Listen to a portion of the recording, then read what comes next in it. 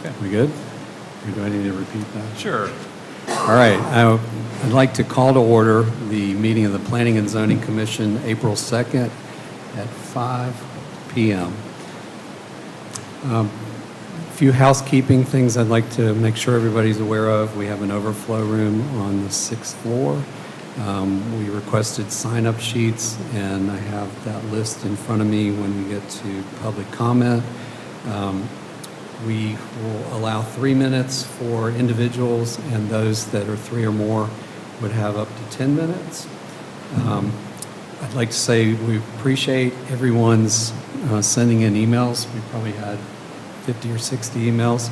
Those are all captured on the website. We've all read through them and really appreciate the input there. When we get to public comment, if those people are on the 6th floor, we'll wait so they can come down and be in order, and I have an order of those. We would only hear public comment on agenda items. Obviously, that's what y'all are here for anyway. And we would respect that if the ideas are repeated in order to get as much input as possible, that those ideas not be repeated. So refrain from the same idea over and over, if possible. Obviously, you want to be heard. So when we get into the public comment, we'll go over that again. So the next thing I'd like to start with is a roll call. Great. Vice Chair Greiner, Present. Commissioner Wheatley, Present. Commissioner Cycle, Present. Commissioner Bell, Present. Commissioner Zufskayena, Present. and Commissioner Fairclough. Present. We have a quorum. Thank you. I'd like to remind everybody to speak into their mics so they can be recorded and the people that are on YouTube can listen to us. The next item is the approval of the minutes from February 5th, 2025 meeting. Any changes, alterations, additions? There being none, I'd call for a motion to approve. Second. All those in favor? Aye. Minutes are approved. All right, next, one other thing. We met last week on the discussion on annual retreat, and so we won't have that on the agenda today. Boards and commissions are on hold right now for any kind of planning for retreats. So we'll move on from that on the agenda. Next, we'll have updates from committee liaisons and work groups.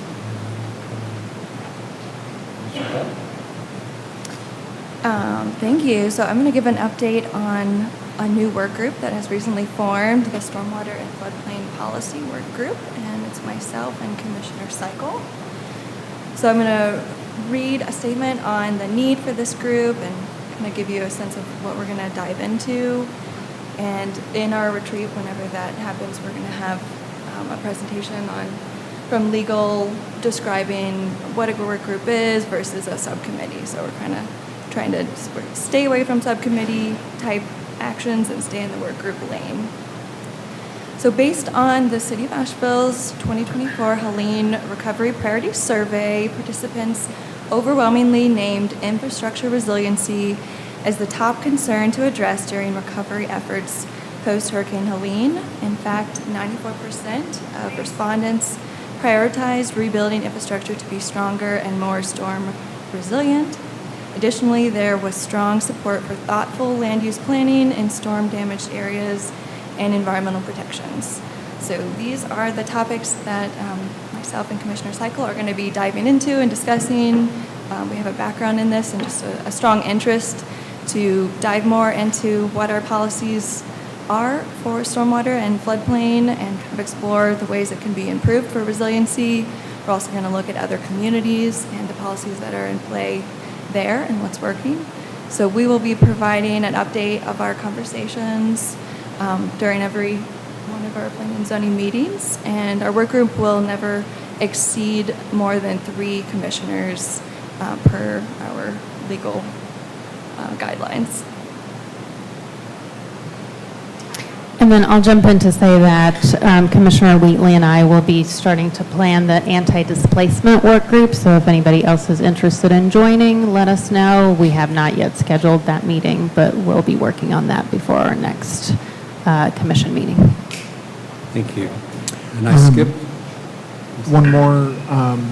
We did have a public comment from the chair of the Multimodal Transportation Committee. Right now, all boards and commissions are on hold, which he acknowledged. We did get a tremendous amount of public input that related to traffic concerns on the project that we'll be hearing tonight, and he noted in his comment that, this project probably would have been applicable for some level of MMTC review, just to ensure that there was a broader conversation about road safety and opportunity for enhanced travel on roads like what we'll be hearing this evening. So I think that's important.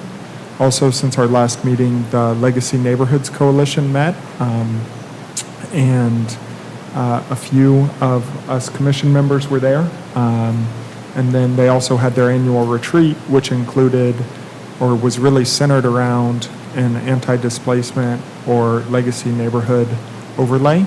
So I'd just like to acknowledge that part of our community remains very actively engaged in land use policy here in Asheville. Thank you. I skipped over the land acknowledgement. Please excuse me. That's usually the number one administrative, so I'll go ahead and cover that.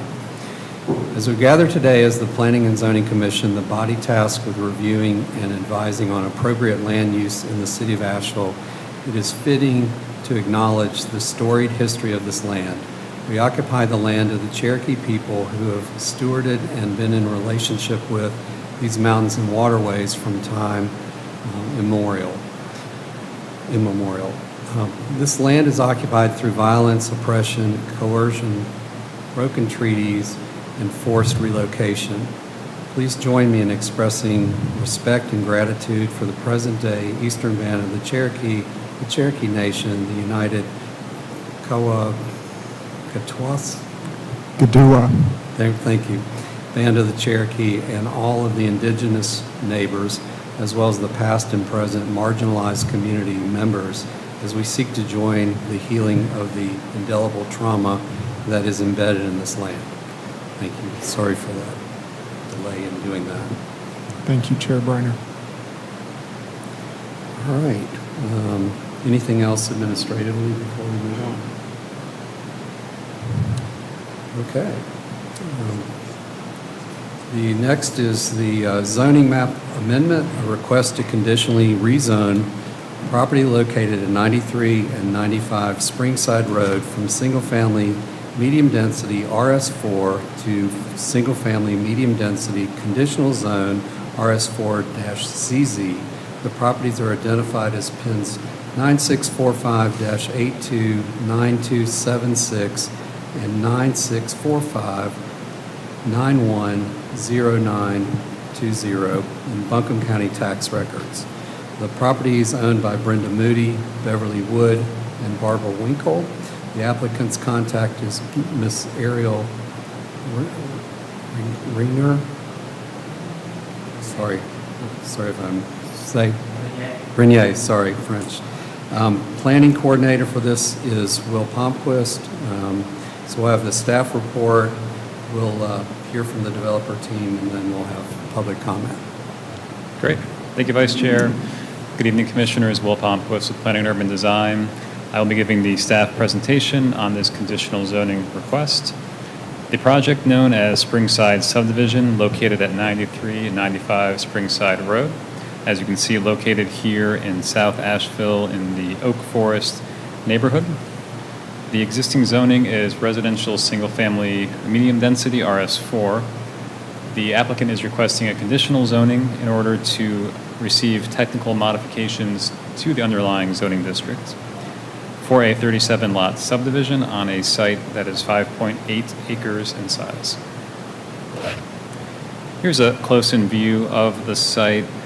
You can see it's kind of long and skinny. You can also see the image on the right here that has a little more of the environmental constraints associated with it. The topography lines, the 5-foot contours are shown. The site slopes to the north, so page up, about 60 feet or so change in grade throughout the site. You can also see in the pink identified there are the 30-foot wide aquatic buffers around identified streams. So that's some of the underlying existing conditions of the site. Is it Yeah. possible to interject? Sure. Sorry, during the presentation? Of course. I'm just curious, is the aquatic buffer presented on here, is this a GPS, is this a layer, a GIS layer that the city has? Yes, it's a GIS layer the city has and maintains.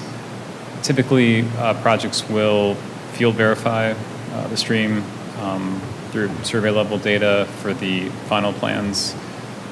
So, Okay. yeah, this being a conceptual stage review, I'm not sure if the applicant did that or just used the existing GIS or aerial data. But yes. So this is a city-maintained GIS layer? Yes, you can and go is on. it, do you know, is it off of the center line? It should be the based stream. off the top of the bank of the stream. According to code, I'm just wondering how it's But the maintained. GIS in the might be GIS. mostly on the center line. It might be generalized. So yeah, it's not survey grade accuracy at this stage, I don't believe.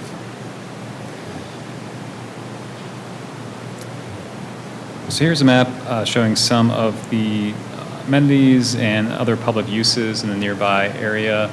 You can see the project site located in yellow towards the top of the page, and then some of the landmarks of the surrounding area called out with red dots, and then the approximate walking or driving distance from roads to those sites. There are a total of 4 schools in the area, a library, and then also the associated sports complex for that high school. And I believe a lot of public comments that we received talked about a lot of the traffic and other activity that these schools generate. So this slide is trying to show the proximity of some of those uses as well.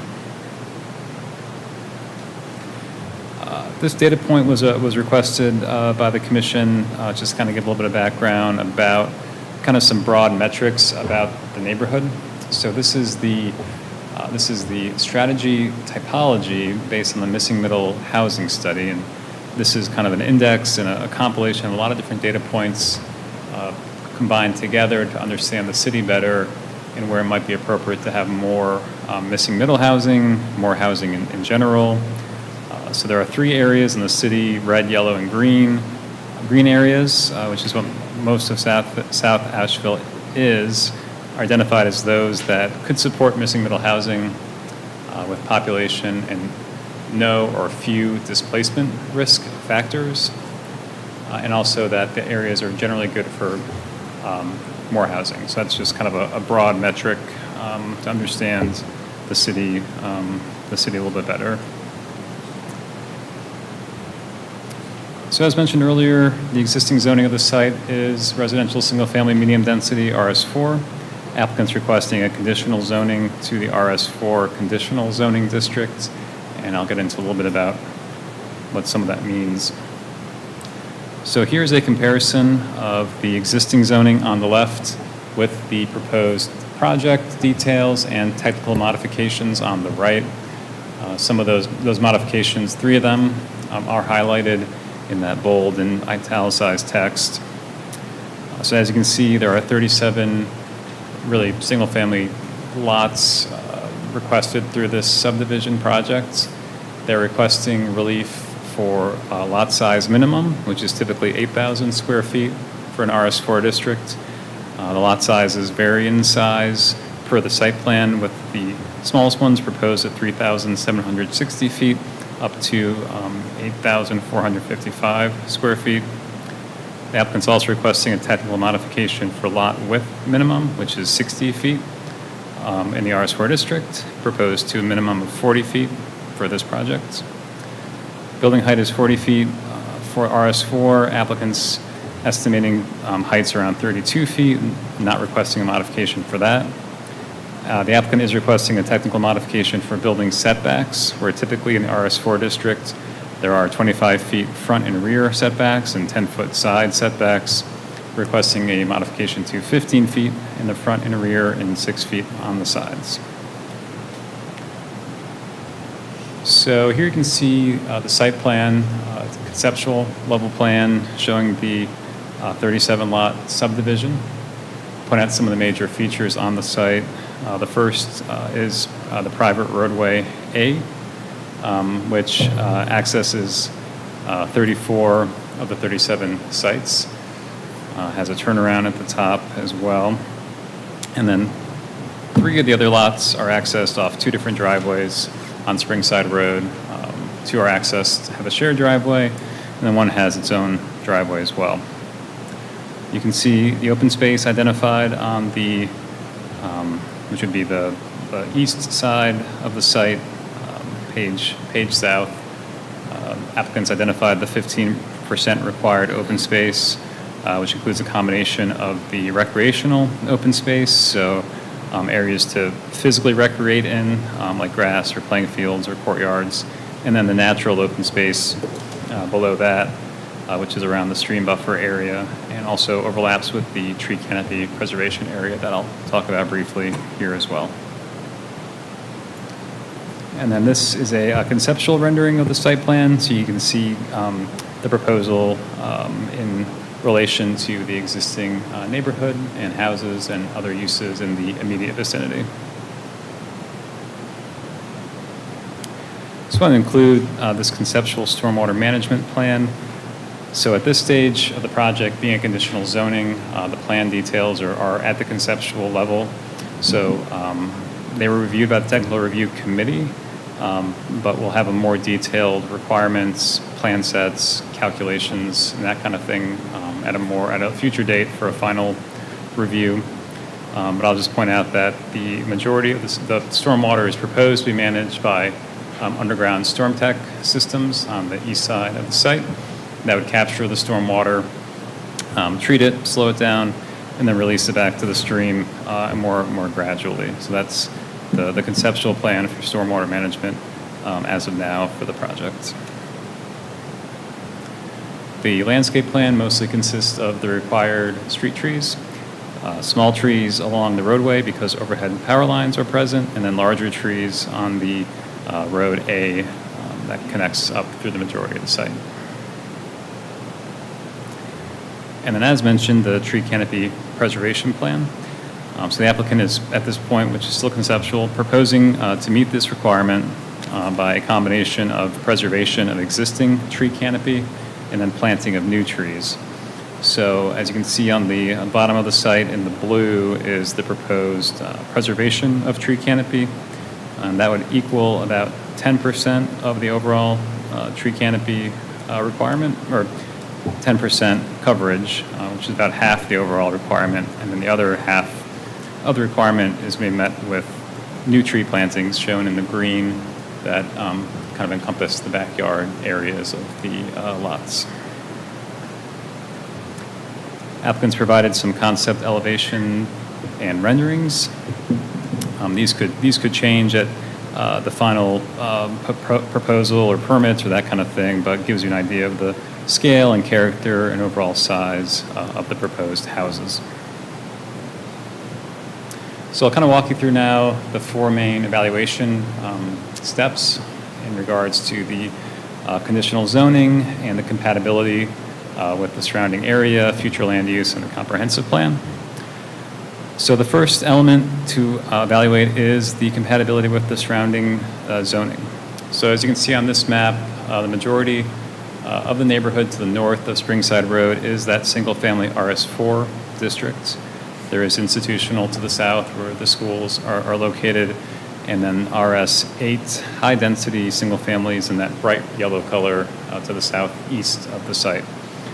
So staff finds that the proposed conditional zoning is partially in compliance with the surrounding zoning in that it is still a single-family residential zoning district, but the requested technical modifications, as mentioned earlier, are more in line with the RS8 district, which is found to the south not far away from the site, but also not immediately surrounding it. So it's a partially compatible element of the proposal. Moving on to the future land use map. So the future land use is a kind of broad brush zoning tool that the comprehensive plan uses to chart the future of development in the city. For this area, it's designated a residential neighborhood. And that's described in part as mainly consisting of single-family housing, which could change over time to have more diversity with other types of uses. So in regards to that kind of broad scale designation, staff finds that the proposal is compatible with the future land use. In regards to the infrastructure and whether the project would be served by existing or new infrastructure, staff finds that the project is compatible generally with the existing infrastructure. There's an existing City of Asheville maintained roadway that the project would connect to. As requested, some vehicle trip information has been included on this slide as well. So based off some recent counts that are a little bit outdated, and then with some inflation built into the numbers, an estimate of approximately 2,400 vehicles a day travel on Springside Road. That's comparable, that's less than the surrounding roadways, of course, of Hendersonville Road and Long Shoals Road that each have about 30,000 vehicles a day, as those are much more major connectors in the city. And then Overlook Road to the west of the site has about 10,000 vehicles a day. So just some context on some of those data points. Staff does note that there is limited bicycle pedestrian network in the area. One element I forgot to point out on the site plan is the proposed sidewalk that'll run along Springside Road as it abuts the project site. And there is a small portion of sidewalk on the other side of Springside Road that a crosswalk would connect to between this project and that existing sidewalk. Otherwise, pedestrian infrastructure along Springside Road is lacking. In regards to water service, the applicant did receive a letter of commitment for water service from the city's water department. It, of course, requires an extension of the service from the main distribution line to the site, but that has been confirmed as having available water capacity to serve this proposed development. Also, in regards to sewer infrastructure, the applicant received a wastewater allocation request, and that noted that there is capacity in the sewer network to service these proposed houses. It just would require an extension of the sewer to meet those houses at the standard 8-inch wide requirement. Mentioned earlier, the stormwater detailed information is pending any approval and then final review. The applicant will be required to catch and treat the stormwater on site. So finally, the last element for review is the comprehensive plan consistency. Staff has identified areas of the plan that support the project, areas of the plan that are partially compatible with the project, and areas of the plan that are not compatible with the project. So in regards to the first group, the project is consistent with the goal of making streets more walkable, comfortable, and connected by eliminating gaps in the sidewalk network, as well as mitigating flooding and erosion by maintaining and enhancing buffers and open space preservation along creeks, streams, and rivers. That aquatic buffer we were talking about earlier, that would be maintained and not built in for this project. A few of the goals and strategies that are partially consistent with the project, the first of which is prioritizing greater densities as a tool to protect and preserve open space and the natural environment. So this project does have elements like open space and tree canopy preservation. It does have a pretty big footprint on the site overall, so it's a partial consistency conclusion by staff in regards to this goal. The second goal and strategy to support contextually appropriate infill development in a variety of housing types also is found as partially consistent by staff. This is due to the layout and the density being higher than the surrounding area. So while it's still single-family houses that are generally compatible with the surrounding neighborhoods, the scale is at a different scale than the surrounding area. Finally, the strategy to promote accessibility to parks and open space and to encourage their use for health, wellness, and recreation. As noted, the plans include the required open space, but more information or more commitments by the applicant about enhancing that open space in ways that make it more active and increases the wellness and health of residents could increase the consistency with that strategy. And finally, there are two strategies that the project is not consistent with. The first is to ensure that affordable housing is equitably distributed throughout the city to encourage mixed income developments. The project does not have any affordable housing guarantees or set-asides. And the other strategy is to locate development in a way to minimize environmental impacts. So as mentioned earlier, the project does have a pretty big footprint on the entire site. And staff suggested that a different design, clustering the development in certain portions of the site could minimize the footprint to not be as disruptive to some of the areas that are currently steeply sloped and also have forest and wooded areas located on them. So overall, staff's recommendation is to discuss the project. So this is our kind of new recommendation wheel, speedometer, whatever you want to call it. So not recommending full approval at this stage and not recommending denial either, but that discussions amongst with the Planning and Zoning Commission amongst the applicant are necessary to better come to a conclusion on the project and maybe identify ways to improve the benefits that the project has and mitigate some of the concerns that it represents. And I just want to briefly touch on and acknowledge the public comment that we received by email. I'm not going to read through all of these, and we'll probably hear a lot of these same themes this evening from the public that are in attendance. Just wanted to acknowledge some of the major highlights regarding things like roadway safety, environmental impacts, infrastructure availability, and the continued dialogue and engagement that the community wants to have with the applicant on the project. So this project is here before you on April 2nd. It was reviewed at the Technical Review Committee and approved with conditions in February. Once the project has a recommendation from the Planning and Zoning Commission, that will be forwarded along for the consideration of City Council for their final decision on the conditional zoning that is tentatively scheduled for April 22nd. And then if it was approved, it would come back for a final technical review at a future date to have a more detailed development plan for review by city staff. So on this slide, there's a sample motion to approve at the bottom, and at the top are a few discussion points and questions that might help guide the conversation amongst the Planning and Zoning Commission, including whether the proposed subdivision and technical modifications for the forum elements are compatible with the surrounding community. Is the project appropriately designed based on the existing conditions and site constraints? And would the project be improved by considerations relating to additional screening, affordability, and open space? And with that, I will conclude my presentation. I'll be glad to answer any questions you might have. Commissioners? Thank you, Will.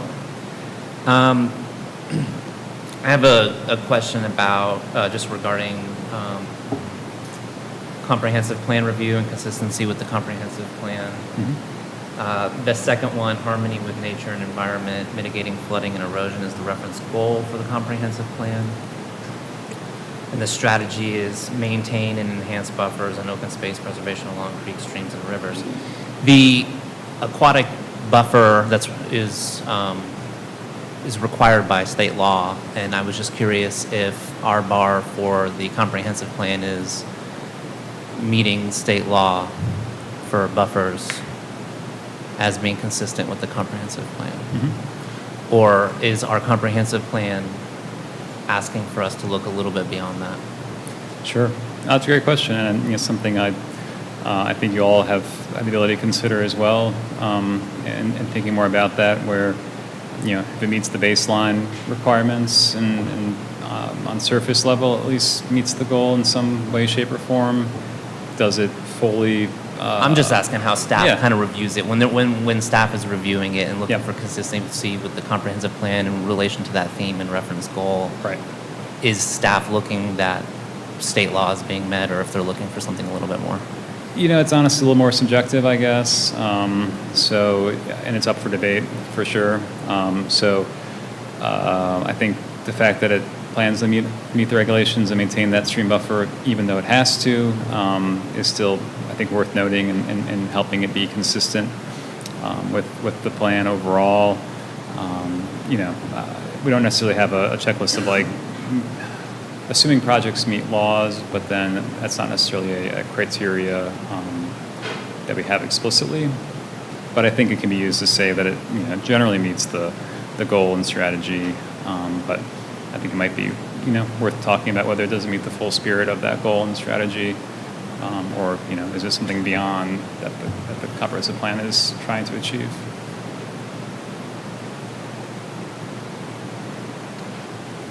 Are we going to hear a presentation from the applicant? Yes, we do Walking us through it? hear from the applicant as well. So, yeah, if you have any specific technical questions for them, you can hold them for them as well. Thank you, Mr. Palmquist. I got 2 questions right now for staff. I guess when I was reading through the TRC report, you mentioned there, it talked about for the MSD, the 8-inch extension. Is that just the new line for this proposed development, or is that referencing changes to the existing line on Springside? Can you tell me? Sure. No, it's a what great that question. means? That came up a little bit in public comment. I was able to confirm with our TRC representative from the MSD that the requirement is for the new line to be 8 inches, which is a standard requirement now. And based on his data and the information he has about the existing network, no upgrades would be required to the existing. He stated that if there were issues identified by him, mostly through visual inspection of the pipes and that kind of thing they have on record, the applicant might be required to upgrade the existing sewer pipes to a higher diameter, but that is not the case for this project and location. Okay, thank you. And then the second question was, I know in some other projects we looked at before, there's been discussion of sight lines on roads coming into, was that looked at in this one? I mean, I was just thinking about when I was on site, that hill coming up to this proposed entrance. And I see on the planting plan, there's trees. I'm not a traffic expert, but what I would consider those sight lines. I mean, is that something looked at this stage? Or? Yeah, I had a similar question as far as it's an NCDOT road, and correct? And has NCDOT been engaged as far as driveway permit process? Yeah. Is it city? Okay. So I might defer a little bit to our experts in transportation on that. We do have a site triangle analysis that gets done based on visibility at an intersection, so that there's no plantings in that kind of And it's based on the miles per hour and stuff like that. I think that's based purely on geometry, but also the driveway spacing and the visibility issues are based on miles per hour as well. Chris, I don't know if you want to add anything, or is that? Okay, yeah. Feel free to come on up. Chris Cairns, the city traffic engineer. I think y'all hit on it, but I'll just bring it all together. The triangles are just dimensions from the right-of-way line. The stopping site distance or intersection distance is based on curvature of the road, horizontal, and of course you saw the hill there. So not every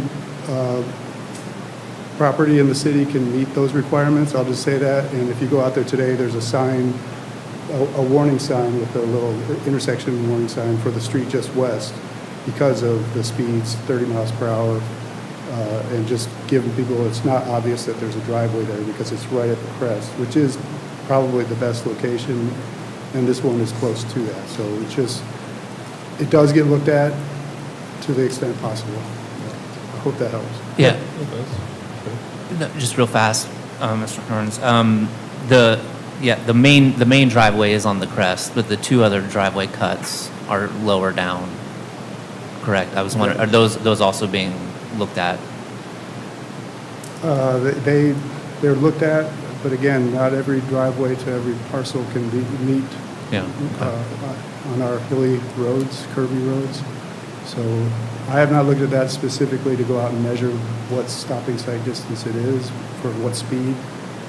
I don't want to hazard a guess either, but it's consistent with a lot of other homes along the street. So the more you have of them, the more people expect them. That's good or bad. It's just, it does help some drivers, I think the majority of prudent drivers, to pay more attention. Thank you. Are there line of sight requirements for a driveway like that, or is that only for a connecting road? There are requirements, engineering requirements, but there's also legal requirements to allow access, so there's a balance. And there's also no requirement to rebuild the whole road, so it is always a balance of safety and access. That's just the short version of it. It always gets looked at, and if there's something really, really bad, like, I don't know, like against a wall or something, that's the type of thing that will jump out and say, we got to address it some way, somehow.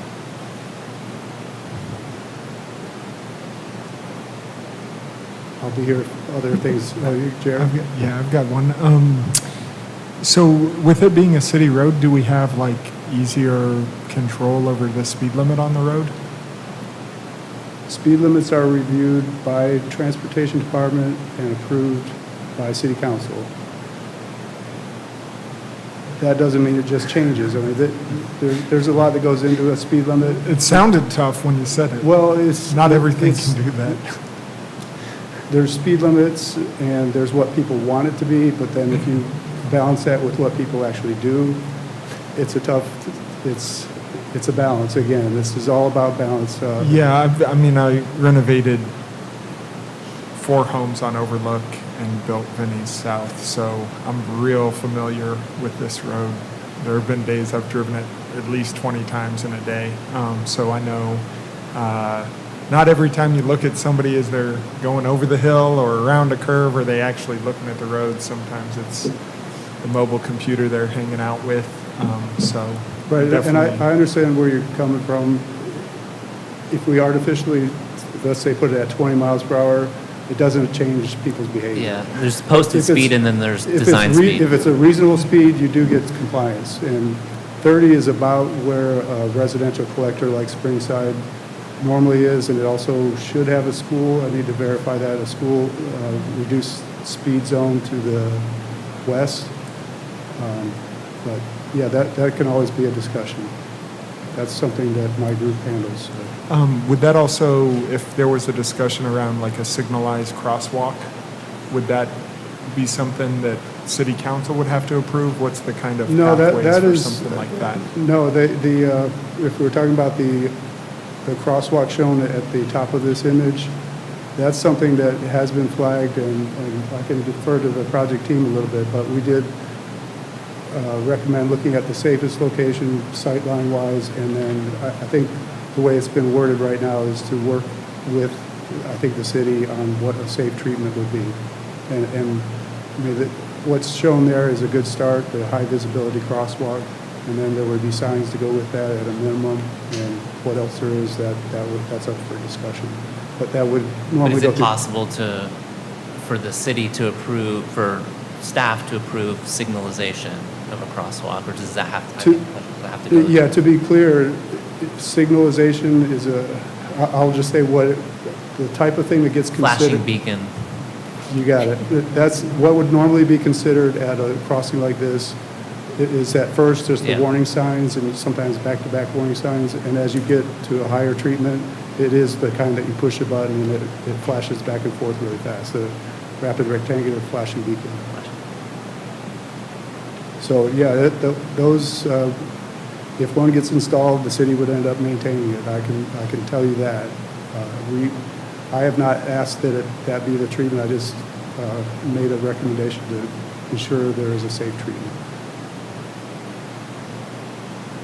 There was some public comment, I believe, on some upgrades to, or additions of sidewalks along this road, and I think it was mentioned that T.C. Robertson had a plan to do that, but we don't know when, something like that. Is that correct? Can you update us on that? I'll give you what I know. I'm not familiar with T.C. Roberson's plan.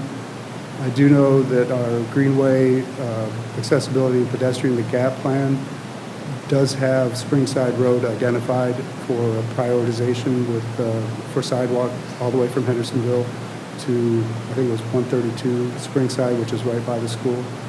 And there is no project for that right now, but it is on the priority list and pretty high because of being near a school. Can a high school take it upon themselves to install sidewalk, I guess, on their property, but not beyond? Yes. I mean, I believe, I don't think there's anything that, yeah, they could put it in the city right away. I mean, that we could, I don't see why that could not happen. Okay.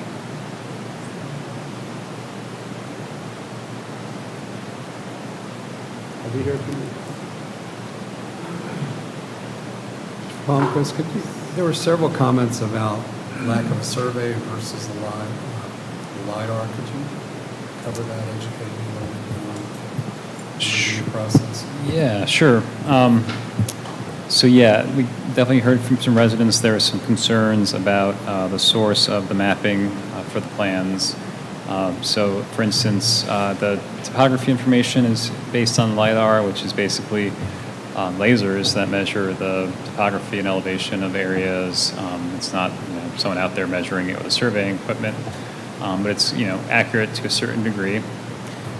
So we accept that for these plans at the conceptual stage.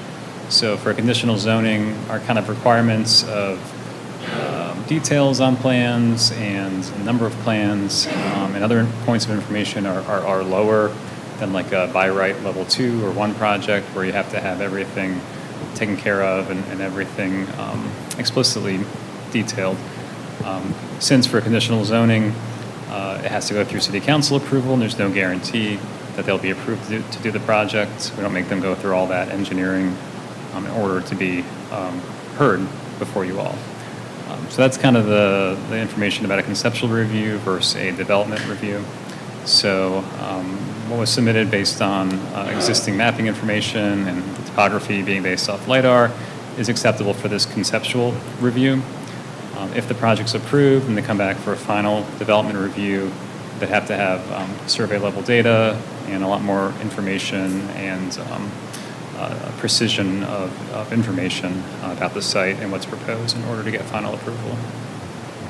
Thank you. Mm-hmm. Any questions before we have the... Yeah, yes, thank you for the reminder. This is a technical question, Will, obviously, for staff. The current, as shown, the only way to enter the open space is through public right-of-way, and I was just curious if that was allowed per the code? Yep, it is allowed. Essentially, the open space code just requires that there is a path to for the public to access the natural open space, for instance. So that is provided by that path shown there in that dark gray color between the proposed sidewalk and that natural open space. So that meets the requirement as proposed. The intent, of course, is just that if you have this natural area that's supposed to be open space but no way to get to it, then it doesn't really serve a point. So as long as there's a way to access it by foot, then that meets that requirement. Thank you. You're welcome. Anyone else? Yeah, I've got a couple of questions.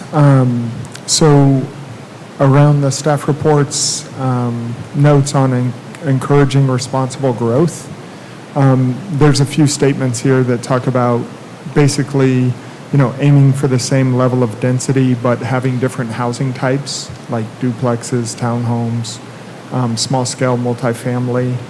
right now what we have is a conditional zoning that is all single family. And it says, it's kind of interesting because it says it's like partially supports responsible growth. And within the staff report, you say like the single family homes are too dense to match the adjacent neighborhoods. And then you're like, well, if you do multifamily here, it may match better. And that, I just wondered if you could clarify that a little bit, how multifamily might match better than single family. Yeah, no, it is kind of a trade-off in that regard. So I would contend that if this was a multifamily development, maybe a few stories high with 37 units, staff might say it's less compatible than single-family houses, but we'd also say that it also impacts less of the land and maybe preserves more open space and tree growth, tree canopy, and that kind of thing. So it's kind of trading one out for the other. So it might still be, in staff's mind, an imperfect proposal, but it does beg the question of how to balance those competing needs, and that's honestly why we have you all to help figure that out. But that is absolutely kind of a conundrum, I suppose. Yeah. It makes sense, yeah. Because it also like ties back to the missing middle housing study and also, our affordable housing plan, which all talk about supply and decreasing lot sizes. I think the directly adjacent single-family home neighborhood appeared to mainly be constructed in, like the 60s, 70s type era. My guess is land was a different price back then than it is now, and maybe had different housing needs. So the missing middle housing study essentially says to shrink single-family home lots, to have the footprint of the building take up a larger portion of a lot if you're going to have a single-family home. And in this case, it kind of looks like a reflection of that. And I just didn't know if, like, growth may look like more. So Yeah. I don't necessarily, to me, it looks like just the modern version of the stuff next to it. That's why when I saw multifamily, I was a little bit surprised. Sure. So the next one is you have that partially matches is celebrating the unique identity of neighborhoods. And it's kind of interesting because it made me wonder, it's maybe like an existential question, but what is a neighborhood? That's like actually my question for staff. How do we define a neighborhood? I mean, there are lots of different ways. Obviously, the city has some maintained inventory. These neighborhoods also have some HOAs that are a little more, probably smaller scale, from what I came to understand. It's begs the question of how these more suburban areas can have community and be interconnected. This proposal, I think it'd be interesting to think about specifically this project being more integrated into the community in some way, since it is a dead-end street. And I think neighborhood can be based a lot on connectivity and whether you can get around to your neighbors without a car and that kind of thing. And unfortunately, a lot of suburban development doesn't have that ability based on the roadway network. So I think there are a lot of different ways to define a neighborhood at different scales. I think that goal in the comprehensive plan is really just trying to say that every neighborhood is unique and different in a variety of ways, and that we need to kind of recognize that, and new development should be considerate of that fact. Yeah, it's interesting because it pushed me down like an urban planning rabbit hole where like the actual term neighborhood came from really a collective of folks who were more interested in similar religions, similar cultural engagement, similar, we'll say, activities in their personal life. And now I think most of our public comment came from like an actual suburban style tract home development. But when I look at the road of Springside itself, you know, you have a trailer park and a Dunkin' Donuts on one end, and then you got Biltmore Park on the other end, and a tremendous amount of open space in the form of tennis courts, which I guess are public access, football field, you know, I don't know, like 20 acres of open space park. And so I don't know what makes that a neighborhood in particular, outside of just patches of housing, but I was interested to hear your take on how it could become a neighborhood. The next one, I guess, is promote general health and wellness. And once again, it really talks about recreational open space and how this project could have done better. It strikes me as interesting because it's a 5-acre lot right across the street from 20 acres of open space. So as a city, how responsible do we feel that it is for one landowner to be the person to provide public open space, especially in relation to libraries and schools and that sort of thing? Mm-hmm. Yeah, no, that's a great point. Yeah, I think that analysis might be maybe a little too narrowly focused on the site particulars. And I think considering, the fact that there is a proposed sidewalk and crosswalk to those other park amenities could bolster that claim for sure. So that's an excellent point. And maybe both can be true, that, the project could, if they did reconfigure or add to their open space or add amenities to their open space, it would be a better amenity for the residents there, and also that there are, public amenities not far away as well. That's cool. Yeah, because I think about like wellness. Wellness is also like access to books. Some people still read. Right. So having a library nearby, I don't know if like our review process takes into consideration the fact that those are the parks, the open space, the library, the schools are all public goods. Right. And so actually for public goods to be sustainable, one of the primary ways that we fund our city is through property tax. Right. So underutilized residential parcels, do we take that kind of holistic look into account? Yeah, no, I'd say so. Locating development near existing amenities, especially new residential uses near existing things like schools and libraries is great. That's kind of the ideal, to be honest. Is that if there are school children here, they could walk to the school. They could go to the library. It's well sited in that regard, and obviously increasing the tax base in a way that's responsible in regards to development is also a priority for sure. Cool. Sorry, but I'm just going to keep going. Under does not support, we have increase and diversify the housing supply. And then it says the project does not propose any level of affordable housing consideration in the form of lower rents or sale prices. And this one actually triggered a really interesting thought, because there is a trailer park, I don't know, a manufactured home community on the street already. Did staff consider maybe the opportunity to include this parcel being a nice big parcel right there inside the manufactured housing community overlay to allow for trailer use there? I mean, that's a really dense use that's very affordable. You could probably fit more single-family homes in there, in the form of single-wide trailers than, these independent structures. Sure. I'd say no, we did not explicitly explore that.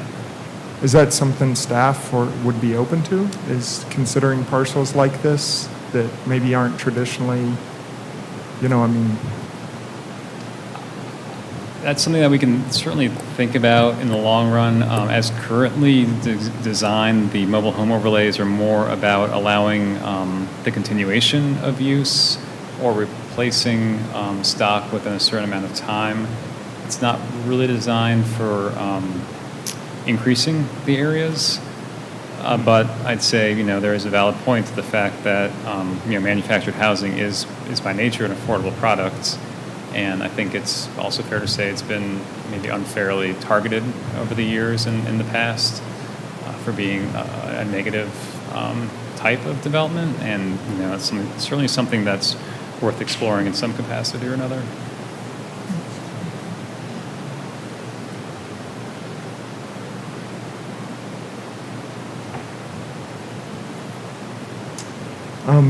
As far as like protecting the land and water assets, this kind of goes back to that similar question around the access to the public parks that have already been invested in, the public infrastructure that's already there.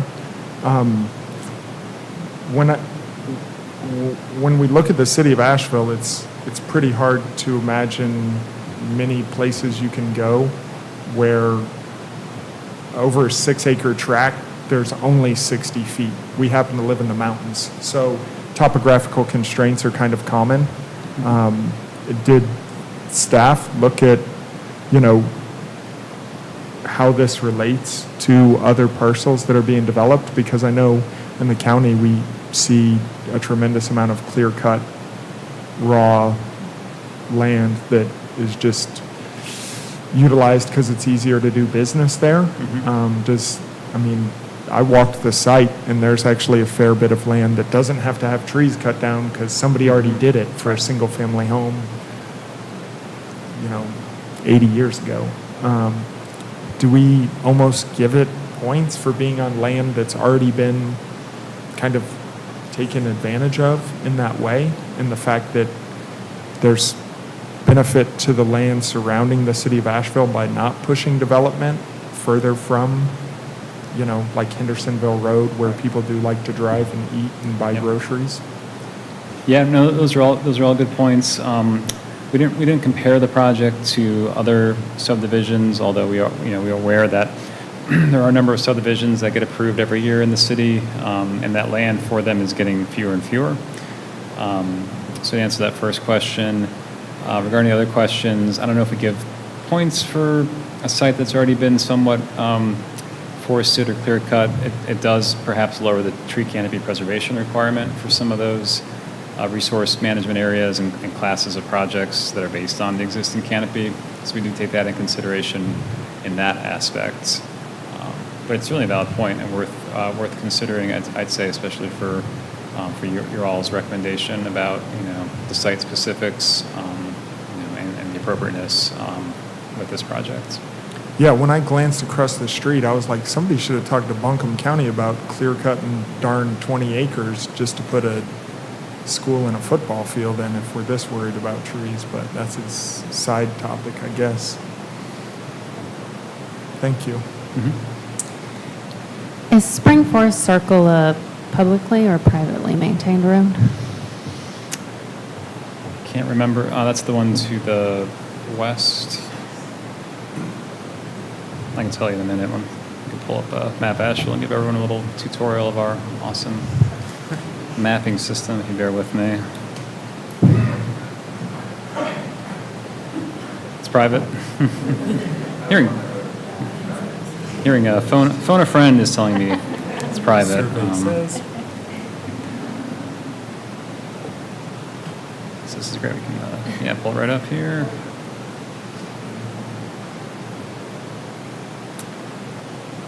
So Springside Circle or Spring Forest Circle. Yeah, to the west.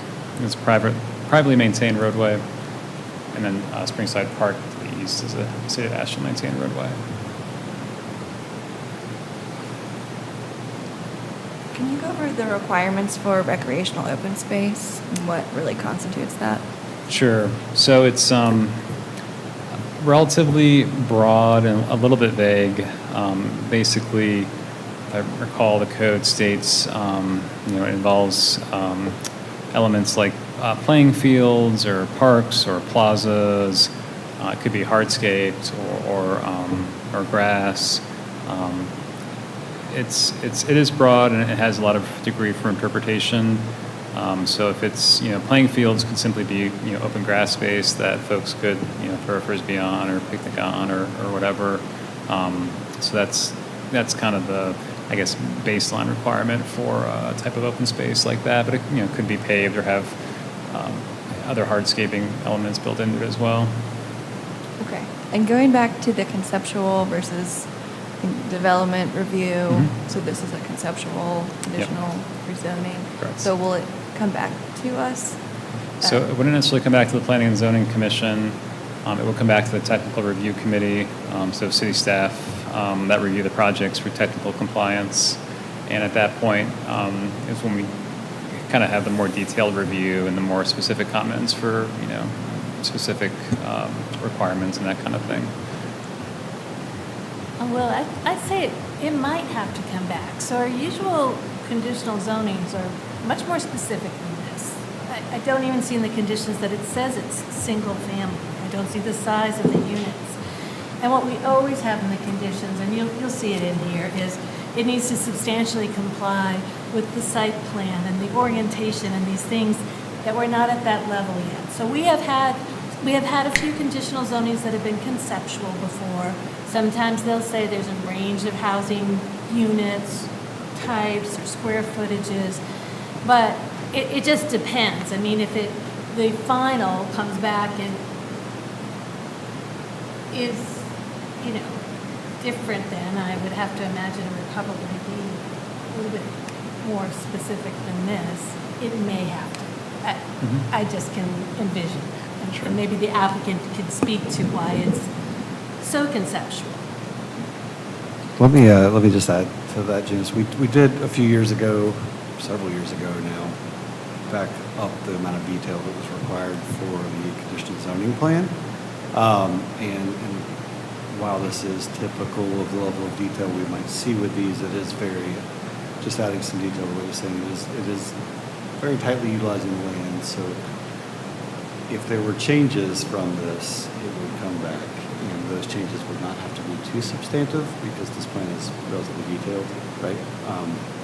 So there is a good chance that it would not come back to you. I just want to make sure you understand that, right? But You're in saying this it's instance, detailed in terms of the site plan, right? but right. nothing about the units, the size, anything like that. And we typically do multifamily, but we have heights, sizes. And that's the difference, really, is the multifamily versus single family in this case. But changes in lot counts, configurations, things like that would probably send it back through this process. Okay, and who determines if it comes back? Is that a legal determination? It's or- a legal determination. It's usually if it's the change in density, use, it has to. Yeah, so that's how our code phrases it, is basically there is a change in density, so that would change in lots in this case, right? Substantial change in road layout, we would have a little room to mess around with that some. Driveway layouts, things like that. But anything really changing the nature of the use, density of the use. Because, this runs with the land. So say say it got approved and that's what's there and it's a different developer, they'd have to do exactly that. Mhm. Or it would have to come back. And again, number 12 in your conditions say the building design, site design, and orientation on site must substantially comply with the approved site plan and elevations, which are incorporated.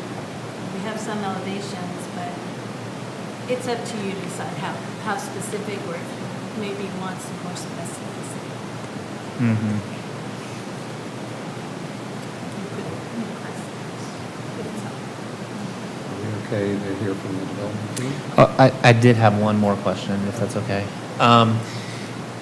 All of the conditional zoning requests seem all three of them. There are three, correct? And they're all related to lot size and frontage Yes, lot size, lot width, and then building setbacks. setbacks. They all seem to be, can be addressed through.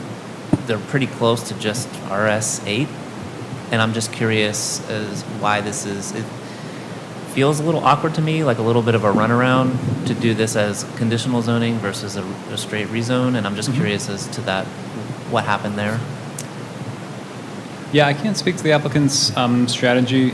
You are correct, though, that that would be another avenue that could have been explored or could still be explored to just straight rezone it to a different district.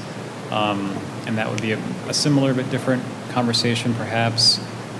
You know, I think when staff consults applicants on the two options, we do indicate that conditional zonings, by and large, are better because they have a little more detail, they have a little more robust conversation. There's more of I think some things can be negotiated, and there's fewer questions, at least, about what the proposal actually is. Maybe for residential districts, it's maybe less of a concern, but for other changes in zoning, there's a lot of questions about, well, you could do anything in this district. So having conditional zoning kind of nails it down a little bit more specifically, and there's value in that.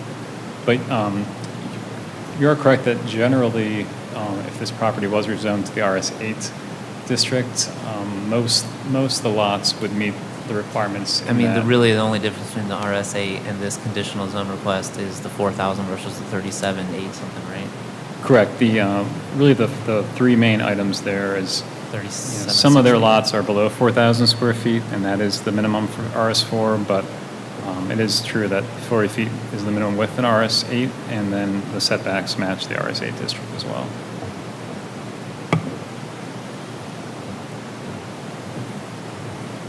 All righty. All right, at this time, we'd like to hear from the development team. You're welcome. You guys need anything? I just want to use this. That one?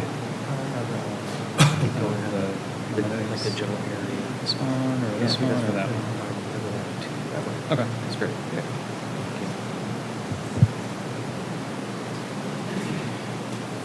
Good evening, Chair, staff, Commissioners for Planning and Zoning. My name is Derek Allen. I'm a land use attorney with Allen, Stoll, and Kilbourne. It's a pleasure to be back in front of you. I do have with me members of our team, Mr. Wesley Green, with Sage Communities, who's a longtime developer from this area, Ariel Renier, who's our engineer, and Jesse Swords, my law partner. A couple of quick things I wanted to address that came up towards the end. We were going to be in a CZ situation anyway, so if it's CZ RS4 or CZ RS8, I don't know that that matters. I think that's a good question. And to the detail on the site plan, the only thing that we're asking relief from and why we're here for CZ are related to those building envelopes and the minimum lot sizes. And so with that, it doesn't have the things that we typically see in site plans coming through with CZ that are triggered by more than 49 units, for example, or more than X square feet now that those things are changing. So that's kind of the big threshold questions. And while I'm on those bigger pieces, I would like to introduce Mr. Green, because I'd like for him to talk a little bit about his background and then his vision for this property and why he chose this property.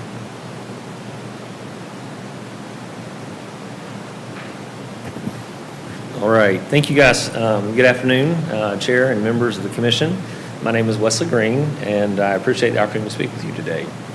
So I grew up in Western North Carolina, have deep roots here. My grandfather bought his first house here on Biltmore Avenue in 1950, and then my father served at the National Guard Center here on Patton Avenue for 2 decades. So I've witnessed Asheville's growth firsthand, kind of as it's gone through the transitions over the 80s, 90s, 2000s to where we are today. For the past 21 years, I've worked in Asheville's real estate sector, primarily developing small infill parcels. I have always believed that these type of projects are a thoughtful way to increase local housing supply.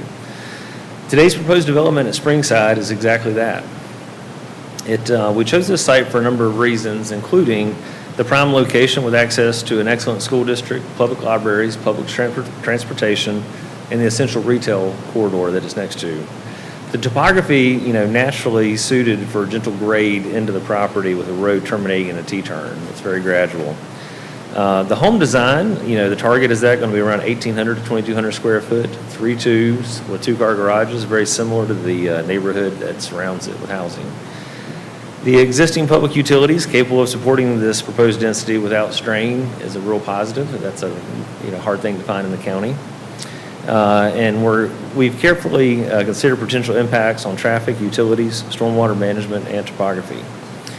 We respectfully request the Commission's approval for this project that will provide 37 quality family homes while honoring Asheville's unique character and meeting our community's housing needs. So thank you very much for considering it. Thank you.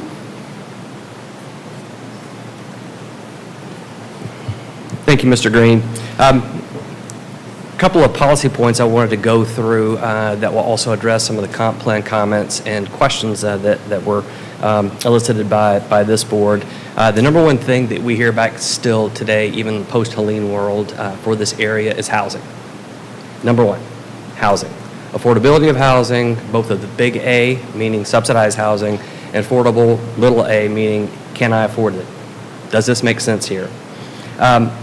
We talk a lot about the diversity of housing options, and to Commissioner Wheatley's question, I think that goes hand in hand with what is the neighborhood. And that's why I wanted to pull this particular slide up. If you look at this slide, it shows what is around here. You've got Long Shoals and 25 kind of forming the boundaries here. Both of those are heavily trafficked roads with lots of retail on it.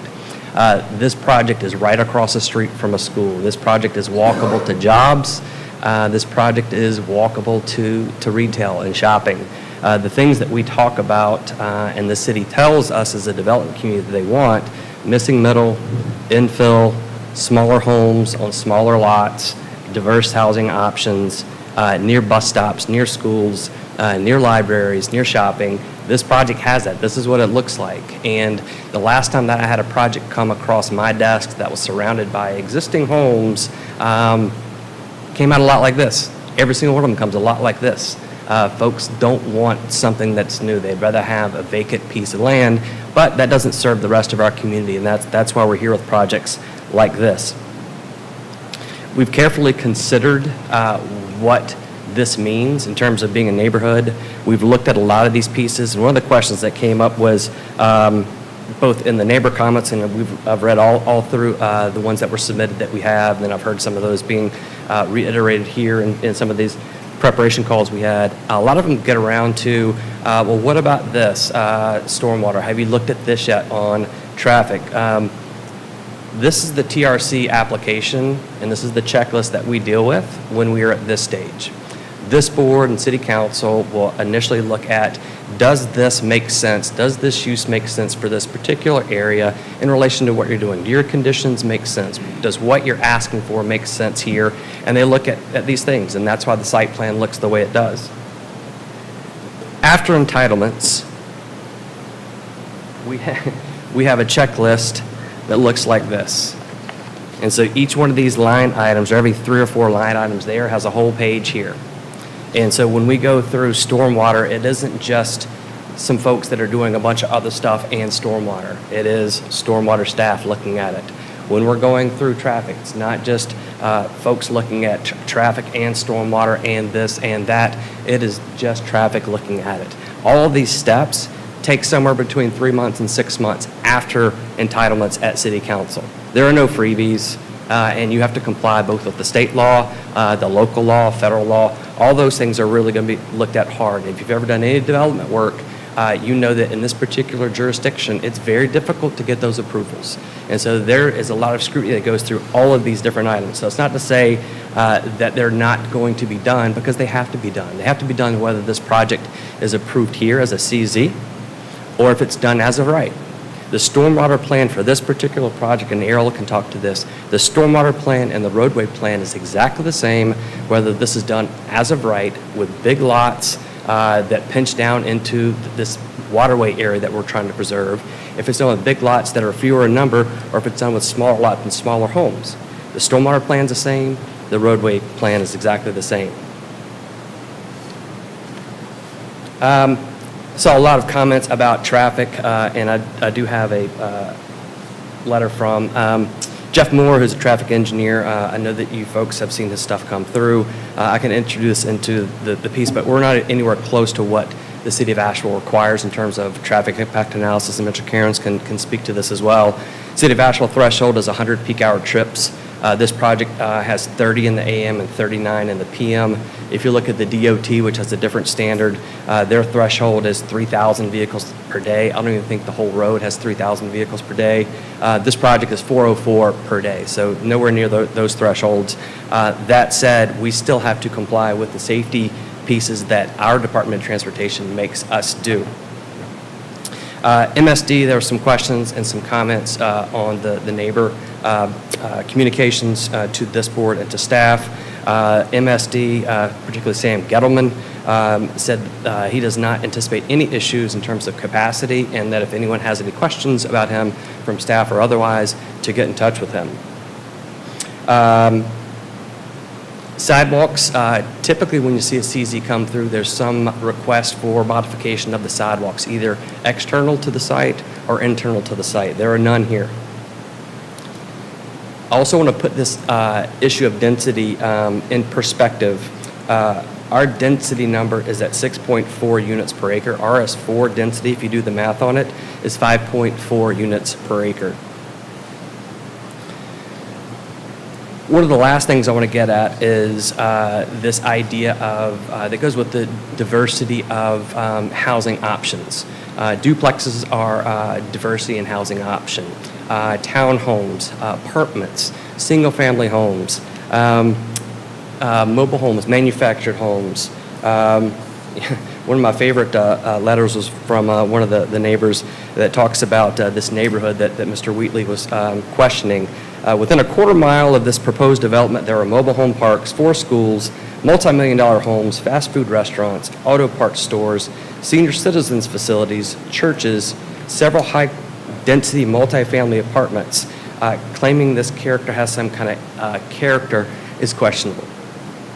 I don't know about the questionable part, but what it tells me is it's a neighborhood, and having things like barriers between homes in terms of buffers, that to me, and I don't know if it's because I live in Montford where there really aren't any of those kinds of things. I don't know if it's because I'm a Montford person or if it's because I like people, but having buffers requested as between residences seems not very neighborly and not very community oriented to me. So when I get around and I hear things like this equity piece that we're looking for, I'm looking for different kinds of housing options alongside ones that have been around for a while. I would like to offer up Ariel for questions related to technical aspects of the plan. I think that Will has gone through that very well in his staff presentation, so I don't know that we have anything affirmative to add unless Ariel wants to add anything affirmatively. Otherwise, we will reserve the balance of our comments to answer any questions that this board has or that might come up in rebuttal from any neighbor comments. Thank you.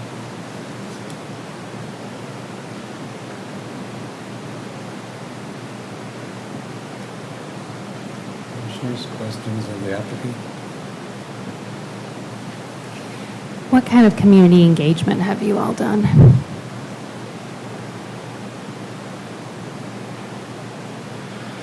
The required neighborhood meeting was held on January 3rd. In addition to that, I've been in direct contact with Will Palmquist and made my name and contact information available for any public comments. This week I've had 2 of those folks reach out, one yesterday and one today, and I will continue to be available, and the team will be available to answer any questions, to have any discussions related to how to make this a better fit, and we welcome those discussions. And what kind of feedback have you incorporated into the plan? Right now, I'm waiting on a prioritized list from my very good friend, Mr. Blake Butler, and he will get that to me, and he and I will have a very robust conversation about which things make some sense, which things we can incorporate, which ones we can't, and why. I've known him for a long time and trust that we can have that kind of conversation and that it will be productive.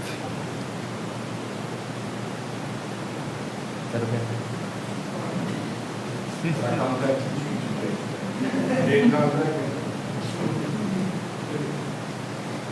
Can you just clarify, I mean, what type of things would be on that list? I mean, would those be major changes to what we see today in terms of incorporating public feedback? Well, I don't know what those would be. I know that, and when I'm looking at comments that I see that fall into the big category of NIMBY comments, and I don't mean that as a pejorative, I just mean that as a way to group those comments together. Things like traffic, things like density, those to me aren't comments that are relevant to this kind of conversation. If we're talking about how does this fit, how does something unique about the character of this neighborhood need to be reflected in this particular development, and I don't know what that would be, then we can start to make modifications, but that would be part of that conversation.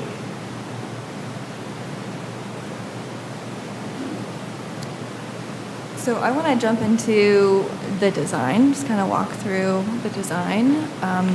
At face value, there's a lot of units. It feels really maxed out. And as someone that has worked in civil engineering and done stormwater design my whole career, I know that when you're at the conceptual stage, there's a lot of blurry areas. There's a lot of, ranges for feasibility, and we're going to figure this stuff out later. We think it's in the realm of feasibility, and we will dive into it at 60 and 90%. I know all of that process.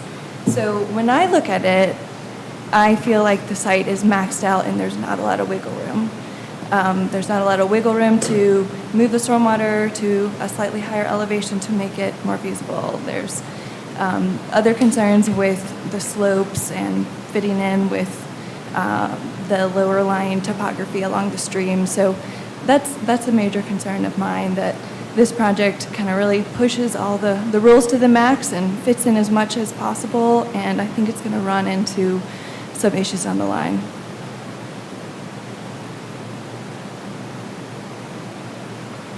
And so I'll just ask a specific question. So with the stormwater system, I know this is conceptually designed, so did you look at the seasonal high water table? Did you look at the depth of the system and how it's going to be able to infiltrate? I mean, I've designed these myself, and I've run into, this is actually not feasible, and so we're going to have to scrap it. I know that happens all the time. This type of system is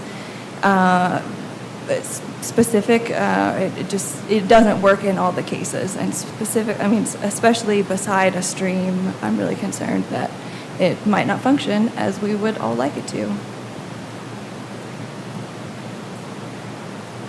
Ariel Renier, happy to speak to this. First, the StormTech chamber system is not an infiltration system. It's a filtering and detention system. So there's a row of chambers meant to filter out sediment and pollutants from the required treatment volume. The rest of the chambers are meant for detention, and then we release it at our outlet point, and we do maintain the city requirement of detaining the 2-year and 10-year storm event. So we are improving runoff from the site for up to the 10-year storm event. Is there a way I can change this to the... Yeah, use the arrows to the left and the right, to the right to get the site plans. Perfect. So we have the site graded in such that the recreational area, which is a flat area meant to be open for use and playing, is going to be the primary cover over our StormTech system. We are proposing the MC 7500 chambers. Those are 5-foot tall chambers. They do require 2-foot minimum cover, so essentially 7-foot tall system. If we give a little conservatism to that, we'll say an 8-foot tall system. The property, or the finished grade currently shown over that area, is at 2230. So conceptually, the bottom of those chambers would be at 2222, elevation-wise. We are then, so that's the system itself. If we then switch tracks and start thinking about the flooding, this area essentially is flooding presumably because of a lack of capacity of that culvert that goes underneath Springside Road. So if we're looking at Springside Road and see this flood basin that's being created by this lack of capacity in the culvert, I would say that we're essentially creating a flood bowl, and the point of release of that flood bowl would be if the water overtops the road. So looking at that conceptually, the top of the road elevation is 2016, 2216. So that would be conceptually the elevation of the flood basin. And the bottom of our chambers that we're putting in currently are at 2222. So there's 4 feet of vertical separation between our detention system and then where the flooding would occur from the downstream culvert being undersized, if that's the primary reason for flooding. Now, there is wiggle room in this design for increased capacity. You can see my quality control calculations in the bottom. We did add 50% of capacity for trying to be conservative or give a little room for required detention for the runoff. If you also look at the entire site, just for everyone's awareness, the blue line is the primary drainage area that will be going into the storm system. So we are collecting all the water that's being generated from the site, and according to the storm tech system manufacturer, this is a sufficient capacity system. There is additional room for us to expand that and add rows of storm tech. Additionally, once we do get borings back and get seasonal high water table information, if we needed more room, there is room to move it up the slope and change the elevation of that recreational area. The last thing I would speak to is kind of your comment about adjusting the floodplain, I forget the exact words you use, but constraining the flood zone area. And that kind of goes back to the same concept that the flood basin created by that culvert is going to be around the 2016 elevation. Our tie-in grade is at 2220, which is, again, 4 feet elevation difference above what that water would be if it was overtopping the road. So for our grading at this design level to affect the amount of flood water that would be overtopping Springside, theoretically you'd have to have about 4 feet of water going over Springside Road before it hits where we're tying in with grade. Any other questions that are helpful? Absolutely. Thank you. Yeah. And I hope you don't take any of these questions personally or anything, because I am also a designer. I do site civil, and I'm also a certified stormwater and erosion control inspector. So while we're on stormwater, I just have a couple questions. Again, I understand this is very conceptual at this level, of just the watershed boundary. Mm-hmm. I notice you have it up, okay. For example, the driveway to 35, lot number 35, is pushing in all directions. It looks to be on some amount of fill, and I'm just wondering about that runoff is all being shown to go to the storm tech system, and I guess I'm just curious how that water is getting there. So for example, lot 35, along the property line, you can't see it because the lines are kind of overlapping, but there's kind of like an arrow line happening around there to show a drainage swale kind of collecting the water from lots 36 and 35. And then conceptually... Okay, I see. Yeah. It's under the property line Yeah, division? it's like right on the property line. So it's a little overlap with the thickness of the property line. Okay, so then conceptually, anything running off from that driveway or the houses is being collected in that swale. And right. Is that swale, that's a conceptual swale diagram, it's not graded in? It's not graded in. Okay. And then at the T turnaround, Mm-hmm. I'm noticing that the T is, again, it's flowing to page down. Is there, how is that getting captured in the pipe network? So we would definitely be looking at adding some collection pipes for the roof drains to make sure the impervious area of the homes would be directed towards the storm tech system. And we would look into incorporating ADS kind of inlets on the driveway itself, at the corners of the driveway, potentially a single curb at the bottom end of it, to again navigate it to that storm tech system. And those chambers are going to be 7 feet plus underground, so they can tie into the. You have enough drop. The structure, yeah, at a sufficient elevation difference. Okay. So an area of concern for me, and some area where I might be seeking some conditions. I just want to make that apparent that I might be seeking conditions on this project. Just to be clear, right? So this is a conditional zoning, right? And so the applicant is requesting conditions to be altered, and in response, apparently, we're giving up as our zoning some level of what our zoning requires, sometimes in compensation for something else, right? So it's a little bit of a give and take. I just want to make sure everyone in the room is aware of what a conditional zoning is, and that we can propose possible conditions. So to what Commissioner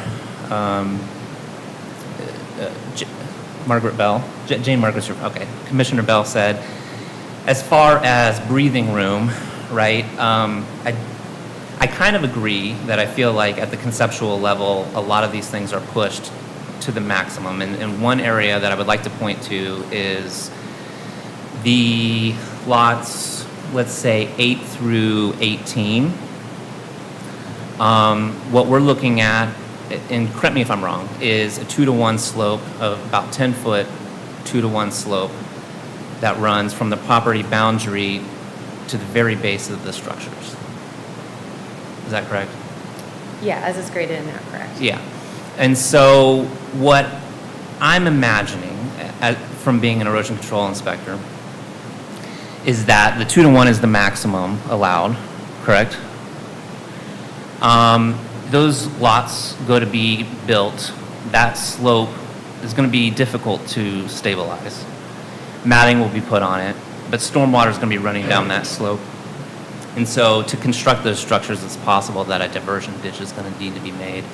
And then in the field, what's going to happen is that these diversion ditches, since that slope goes all the way to the base of the house, those diversion ditches are going to eat into that slope, and that slope is going to exceed 2-to-1. Now, at this point, the project's already under construction, right? And so what is the city going to be able to do about it? And so those slopes are going to exceed 2-to-1. The slope itself is going to struggle to be stabilized.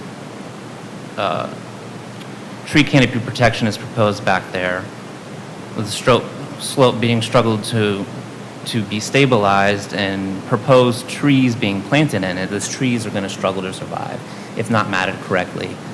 And so there's going to be a constant battle.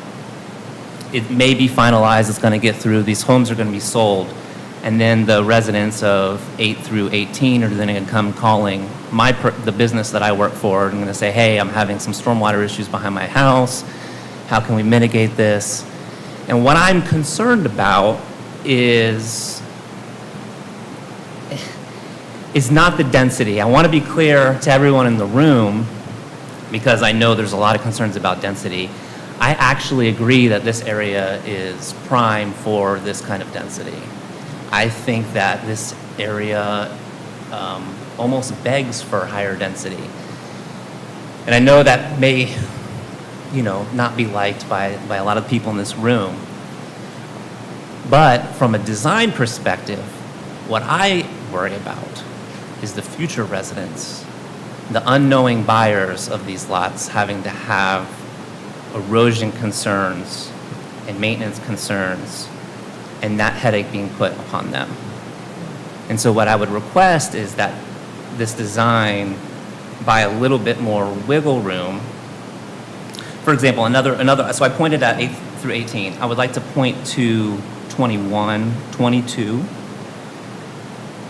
That limits of disturbance appears to go straight to the 30-foot setback.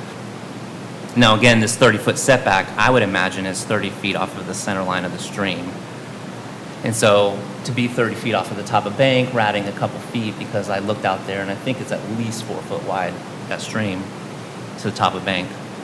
So now we've got about 4 feet that's not being accounted for. Another thing that I don't think that's being accounted for is the sediment and erosion control measures that need to go in there, and that is considered a disturbance. So putting in silt fence, putting in wattles, you usually want about 5 feet off of your LOD for those, or out of your limits of grading for those measures, and those need to be considered in your LOD as well. And so I do agree with Commissioner Bell that I think at this early of a stage, this project is pushing too hard on the maximums. And I think it needs a little bit more breathing room to account for some of those during construction grading issues. I'm also a little nervous about 2-to-1 fill slopes, if I'm going to be honest, especially in between home number 21 and the T turnaround where that V is created. In my mind, I already see a gully kind of rills forming on that slope. I'm sorry, that wasn't a question. Those are my concerns about the grading. I I think don't that's want you to understandable. take them personally or anything like that. It's stuff that I see have going through design all the way through inspection. The only thing I want to speak to Yeah. is that the plan is to grade this through as one mass grading exercise in construction. So we would be providing adequate sediment control measures and stabilization of slopes, specifically the ones on the north part of this property, the west side of this property. Those would be we typically follow ECMDS guidelines and definitely provide sufficient cover stabilization, and those would have to be stabilized before the stormwater system can be brought online. So they would have to be stabilized. They would have to be stable, but my point is there's no room for water conveyance behind the structure right now. There's a lot of weight, I'm just saying there's a lot of weight put on grading note number 4. I'm trying to understand exactly what you're getting at, Commissioner Cycle. You're going to have a professional design team, right? Licensed general contractors, following the North Carolina State Building Code. There will be erosion control inspections. I just, we're not reinventing design here. Yeah. We're, I hear you. So if there's a specific ask, I think we can get to it, All but right. we're really belaboring the construction process at this point. And with the same tone of apology to Commissioner Cycle and following up Commissioner Wheatley's observation, and sometimes we know too much about certain areas of things, and I do it all the time too, and we forget what we're doing. We are very much at the entitlement stage on this, and it may be that what you paraded out with the things of parade of horribles, I don't know why that stuck in my head, but these sequences of events, and maybe that does happen. And at TRC, which again is no freebie, Stormwater says, no, we can't do You this. don't have to convince me of that. I try to get stuff through TRC all the time. Yeah, it's really hard, and so, but point It's being, hard. yeah, what I'm saying is, the risk on that goes on this man over here, and so he has to know that, and it's not just that; it's everything else that goes with it. But That's part of development. does the risk go on him, right? Or is after he sold the lots and moves on, now the risk is held by the It's the property? risk on him to get approved. And, if we were, I'm going to give you a different example. If we were in here and our conditions related to some relief from stormwater requirements, if we were asking for some relief from stormwater requirements, I'd be like, Commissioner Cycle, go nuts. Just go ham on us in terms of pushing us on that for this, because it relates to something specific in the development ordinance that we're asking for relief from. But we don't have that now, and we will have to go through TRC. And when we're in TRC, they're still going to be held to the same requirements that the state has, feds have, and our development ordinance has, where we have to comply with that. But they can go no further than that, but we can go no less than that. And so we're going to have to comply with the law as it relates to that. And those are objective, black and white pieces that are in that legislation, in that ordinance, that we have to comply with. And so, again, with the same apology of, I'm not beating you up on it, I just think that it's really premature on a one-page TRC site plan to be looking at this level of detail on stormwater. Well, Well, I think part of the point is that subdivisions get built and everything is within compliance, and then homeowners have to absorb these sorts of situations down the road, right? So we are here to be proactive and look at those sorts of things to avoid the homeowners having to pay and figure out those issues further down the road. yeah, I think I it's understand that, sorry, if we were asking for relief from stormwater in any way, then I would say yes, get after it. But that's not what this body is charged with. This body is charged with the entitlement process of, does this make sense as amended by the conditions, the technical modifications that they're asking for? And that's really the limit of it at this point. I mean, and maybe I'm ignorant in this case, but it sounds like a question of, do we trust staff? Do we trust our building code? Do we trust our ordinance and our regulations?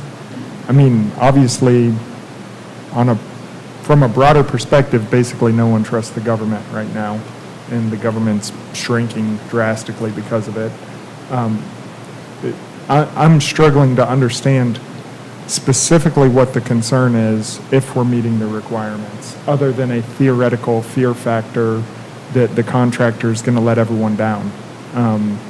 Like, that's what I'm trying to understand is there a specific guaranteed harm that's going to happen, or do we just think that erosion is going to happen? Because, I mean, we're in the mountains. I see the houses on the mountainside every day. Well, to our city attorney's question and observation earlier and in the staff report, except as amended by these conditions, all the other provisions of the development ordinance and any other applicable law apply.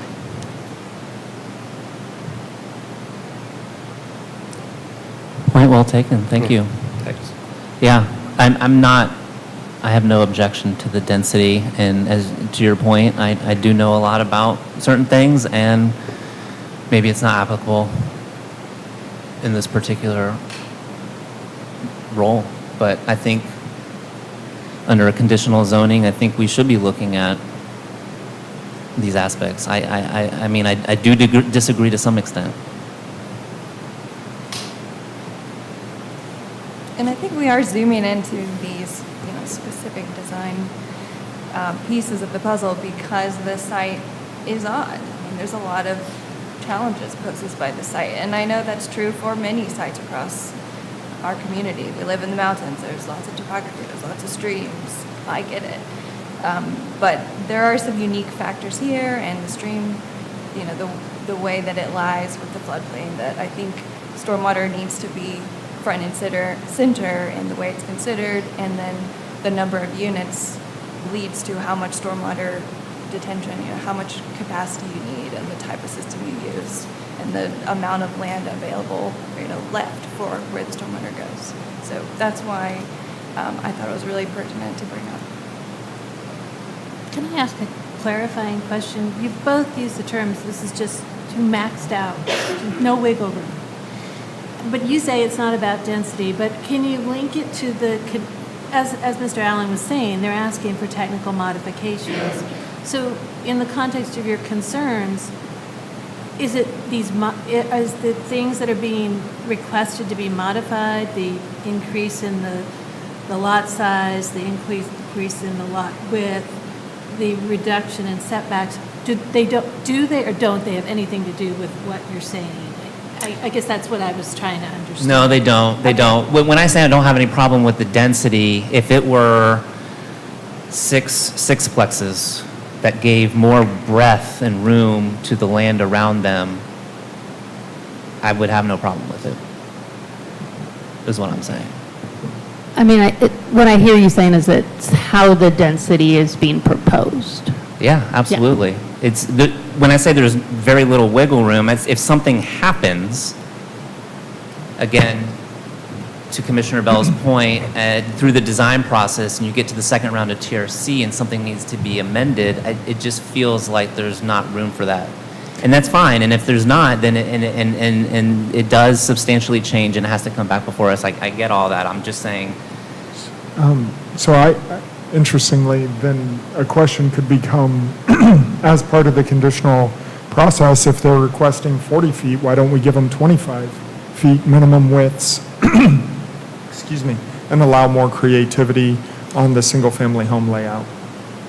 You know, like if that, you know, they've provided 40 feet, maybe theoretically trying to maintain some look and feel of an RS4, which it doesn't sound like staff nor this commission is necessarily deeply entrenched in the concept of, you know, this suburban style single family home. That could be a condition to actually shrink the lot sizes even further than what's being requested. And then that might provide the site team an opportunity to create that breathing room that everyone's looking for.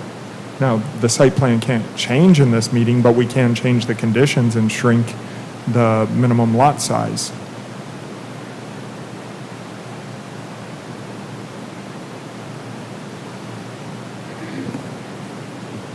I have a question for the developer.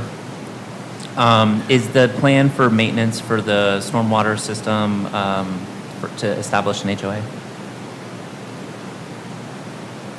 Yeah, there's no need to establish there has to be. I mean, that's part of getting the approval process, that there has to be a maintenance plan and program will be established. I'm just for curious this. Yeah. what, if it was an HOA or some other mechanism, or if you didn't know yet. I don't know yet. There'll be a mechanism put in place to make sure that it's established and continued. And then I guess this is a question for staff. I'm sorry. Lot number 21, does that achieve rear setbacks as per the condition being requested? Lot 21? Yeah. I believe so, as proposed, the 15-foot rear setback. I'm noting the corner. Bottom right corner. I'd have to double check the measurement. I've not physically measured that. It looks to be somewhere on the order of 6 or 7 feet. Okay. Sure, I can clarify that. Or the applicant might know. Yeah, I mean, it could, if that was the case, it could be, you know, shifted in the final review or the permitting if this was approved.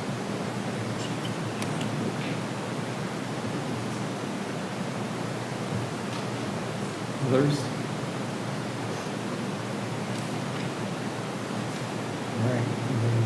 Oh, I did have a question for staff, sorry. The 10 to 11 foot retaining wall for the T turnaround, is that required to be screened? Screens or a specific like stone facing type requirement? I believe it can be either or in that case. So it can't be like a CMU block, it has to be a stone faced type material. And I don't know if I missed it in the plans, but is that going to have a guard rail? Vehicular guardrail? Yeah.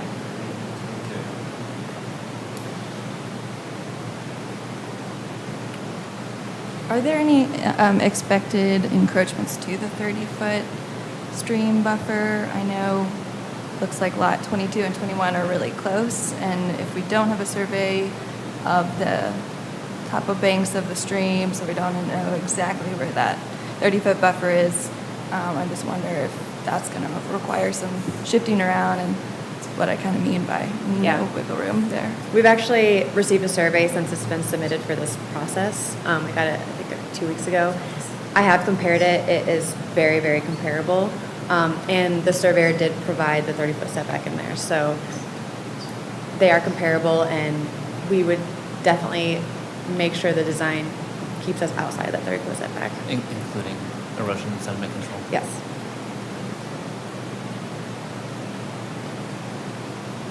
All right, it's 6:48. I'd like to open it up for public comment unless anyone else has any more comments. Again, 3 minutes for individuals, and those yielding 3 or more, 10 minutes. We'll give a warning signal. Again, not repeating the same idea so that everybody gets a chance to speak. And I will open it up at 6:49. And then Vice Chair Greiner, I think we settled on that you would call the person who's up to speak and also the next person on deck, so that if they're in the Okay. overflow room, they have time to make it down. Especially if they're not in. Do we have people still upstairs? Yes, I think we have a few. Okay. Yep. All right. Cindy Hallman is first, and then David Liebert. So Cindy? Thank you. All right. My name is Cindy Holman, and I live at 10 Springside Park, which is below that drawing. I am here today to oppose the development at 93 and 95 Springside Road as it is presented right now.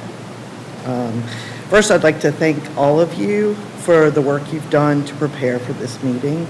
I've received responses to my emails, and many of you have been able to take the time to visit the site in question. These gestures do not go unnoticed, so thank you. I have owned this home since 2005. I've raised 2 children here. I also taught at T.C. Robertson High School for 24 years and am deeply vested in this community. I still work for Buncombe County Schools, and there's no way they have any money for a sidewalk. We got no money. Just to your question. I have many concerns with this development as it is proposed, but my biggest concern is the safety on Springside Road, the school traffic, including the fact that the high school student parking lot entrance is almost directly across from this, and the fact that this development, as it stands, gives 3 more access points in the crest of the hill. That is worrisome. It was talked about that this would be a walkable neighborhood. You could walk to work and walk to school without those sidewalks. That is not possible. Okay? That is, I've lived there forever. I would not let my children walk on that road to school. I do think a density of this proposal should be reserved for a larger outlet road. I have seen dramatic changes in Buncombe County in the 27 years I have lived here. Developments are important for a growing and healthy city, and everyone deserves a place to live. I'm also happy to have a development in my backyard. But I do think that this development, as it is proposed, is the wrong one for this space. I request that you deny the application for rezoning and the development as it is in front of you. Thank you. Thank you. All right. David Liebert, and then after that is Rick Sewell. So, Vice Chair, I believe, I don't think Rick has signed up for public comment. The next, I think, is Rebecca Spees. It's Okay, in they the just public comment listed. tab. It has a 1 Thank if you. it's, yep. Thank you. And then Yeah. I believe, David, your Mr. group? Yes. And maybe we should have a show of hands of Tara, Rick, or Stephanie, at least 2 folks who are seating time, just so we know they're here. Yeah, perfect. Thanks. Hi, my name is David Liebert. I live at 6 Springside Park. So thank you again for taking the time out of your day. I know this has been a little longer than maybe you guys anticipated as well. But so the first one, my first concern for the development, and I said it in my letter, I'm not opposed to a development. I am a property that directly abuts to the T turnaround there. So just to give you some perspective on where I'm coming from when I start talking about what the next step here. So my first concern is the safety hazard of the T turnaround. And originally during the TRC meeting, it was mentioned that that this was going to be so that the T turnaround was going to allow for a fire truck to turn around, and the bumper would be able to go over the edge. And that was said during the meeting. And so I took that as, okay, there's no guardrails, and how is that going to be possible for something that's 10 or 11 feet up? And then as you get to the end of that, then it drops 15 more feet to my house. So it is an extremely steep slope right there, right off the side of the property. It proposes a big issue for erosion, stormwater, et cetera. But if there is ability for the truck's bumper to go over the edge of the T turnaround, that would, to me, would indicate that that guardrail would be pretty low. I don't really understand how that would work. So my question then is why is that put there? Why is a T turnaround put there? And why can't the developers somehow figure out a way to have a turnaround like a cul-de-sac like the other neighborhoods around it? So I think we know why, is because there is an extreme amount of density there, and it is a lot of grading as it is, and they've maxed out the number of houses they can fit there, but I think the T-turnaround does kind of pose some significant issues or significant concerns for safety and the erosion on both sides of it, between the house and the T-turnaround, like you mentioned, but that was kind of my biggest concern there. So, number two, my property is a little unique in that I do have a big frontage to that area right there, but my property also sits very far back because the creek is in front of my property. So, due to that steep drop, it kind of creates a unique, disproportionate impact on my property that most of the neighboring homes don't really share. So if they're planning to clear cut and extensively grade the entire site in preparation for any kind of future construction, but will not immediately begin construction on the homes, I do think that we don't know how long those lots are going to sit vacant and what kind of erosion or what's going to happen in between that time.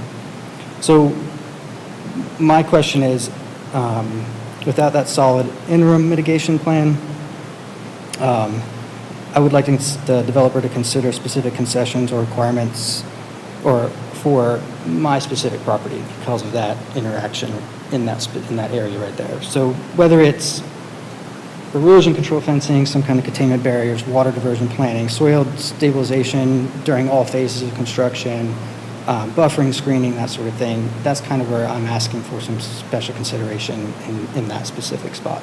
So, because they're going to tear out all the trees that are currently there, there's not going to be any sort of mitigation for any of that water, any erosion in that spot. And where the walls are currently built, it stops at the T-turnaround and then begins again down the way in front of behind my neighbor's house. So it's going to have another area of focal erosion kind of in that spot, in my opinion, I guess. But so, lastly, I think it's important to note that my property is also unique in the front, where I'm the first property that actually has a stream and the stormwater culvert that runs from oak forest. So what that means is we experience all kind of flooding in our area, and we're already getting an impact from one side, and that's without any kind of impact from the stormwater, any kind of drainage or anything happening from the back of the property.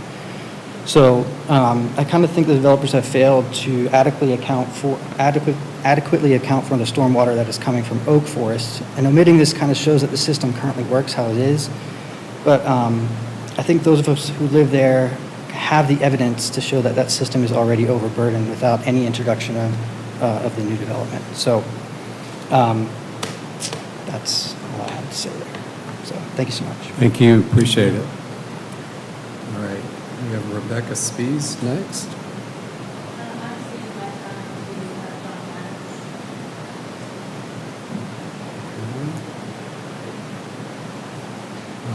Doug Clark.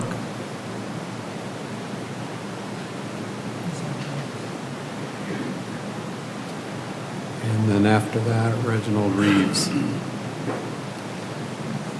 Name's Doug Clark. Thank you for all being here this evening, listening to us. I'm a resident. My family has owned the property at 3 and 4 Springside for 49 years. We've been there. And like I said, we've got 2 lots. And what I guess the main thing I'd like to mention is we already have had issues with sewer. And just yesterday, they had to run the grinder through. We're on the high maintenance level for MSD, and they have to come out on a more regular basis to keep the lines clear. They've had issues with a lot of the flushable wipes and everything build in that area for whatever reason. And about 15 or so years ago, if you contact John Gosnell with MSD, I guess he's still with them,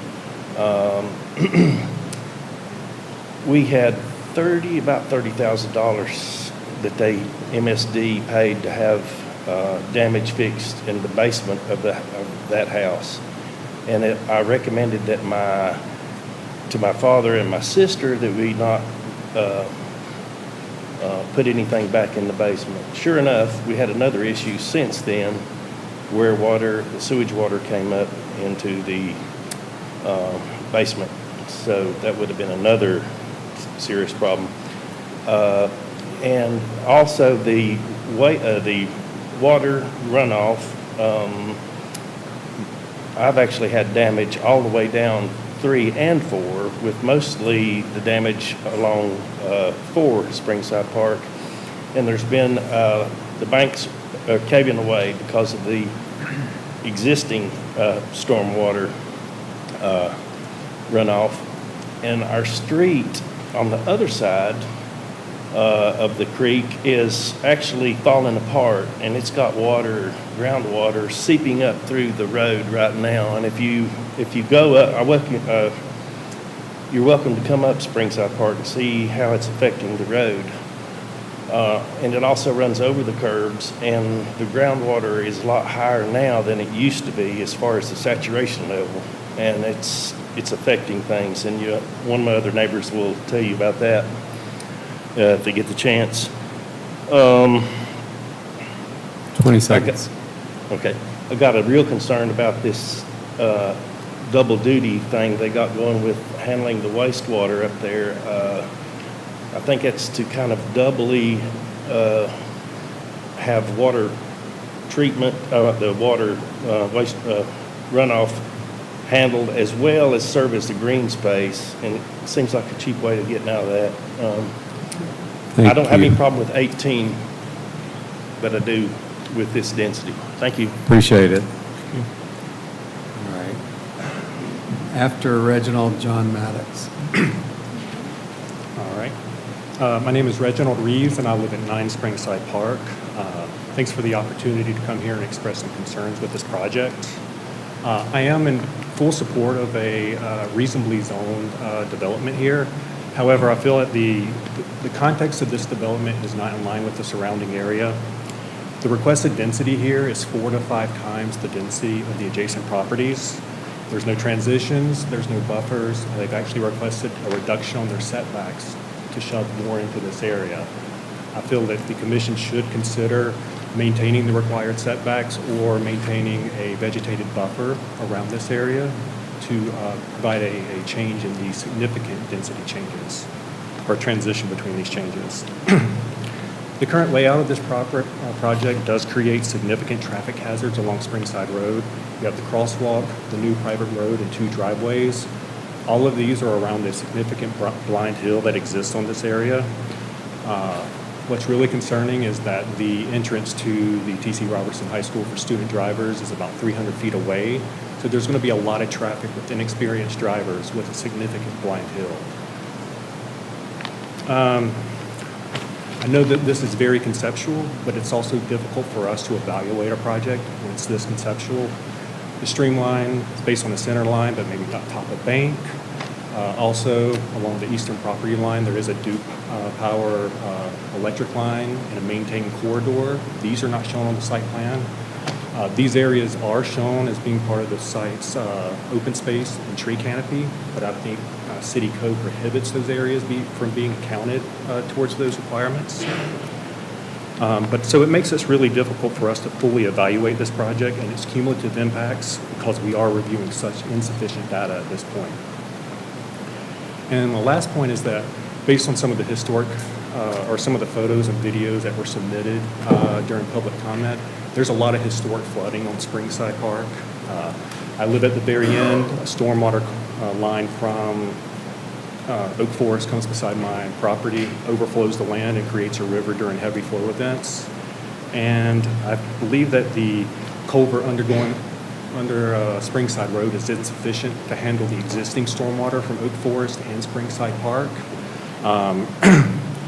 And I think that there will be an increase in impervious surfaces. And during those storms that are more than a 2-year, more than a 10-year, you're going to have even more stormwater going into this system. So I think a stormwater load model of the whole Springside, Oak Forest watershed should be considered to really confirm that the current stream and stormwater infrastructure is suitable for additional inputs. My last point is that, although there's been little or none, no effort by the developer to really engage the community, I feel that there is an opportunity for all of us to come together so that we can find a reasonable and appropriate development. Thank you. Thank you. Thank you. John Maddox. And Abel Lineberger after that. Just a point of order. Folks who are ceding the time to you, sir. Yes, sir. I initially signed up for 3 minutes, but I had one person cede their time. 2 people in back here ceding their time. So you got 3. Yes. Okay. Thank you. So before you start the clock running, I'm here in my individual capacity. I live at 30 South Oak Forest Drive. My back yard backs onto Springside Road. I'm just outside the view of that diagram right there. I'm not here as part of representing the city attorney's office, or anything like that. I'm here for my neighbors and because I am greatly opposed to this project. I initially signed up for 3 minutes, but after hearing some of the comments and hearing Mr. Allen's comments, I felt that I needed a little bit more time to respond to some of this. I know you're used to hearing neighbors show up at these projects angry and self-righteous and overblowing things. That's not what you're hearing so far, is it? You're not going to hear it from these folks. They're here respectful and appreciative of you taking the time. So I hope that rather than calling us NIMBYs and treating it like this is some kind of a unreasonable folks just want to protect their little slice of earth, it's not that. It's people who want reasonable, responsible infill. So our civility, though, should not be mistaken for anything less than strong and serious opposition to this project. I and everyone here support the city's broader goal of higher density. We need higher density. It's the only way to bring down housing prices. Expanding housing, ever-increasing density, but this project proposal is not responsible development. First of all, I understand that you don't care about density. You don't drive in South Asheville every day then. South Asheville has already absorbed multiple large-scale developments very close to this site. Hundreds of units going on up on Long Shoals Road. Drive down Sweeten Creek Road. Hundreds of units are going in down there. This is all since the data went into the missing middle housing study. South Asheville is doing its part. The plans that we have put for the city all say that density should be distributed equitably around the city, and it would be inequitable to keep pushing density into South Asheville. I know this is 37 houses, but this is 37 houses in an area that's not supposed to take 37 houses. The city's plans call for shared responsibility in meeting housing needs, but like I said, we've carried our share. Second, I understand, as I said, density. This project proposes density that you could not achieve in an RS8.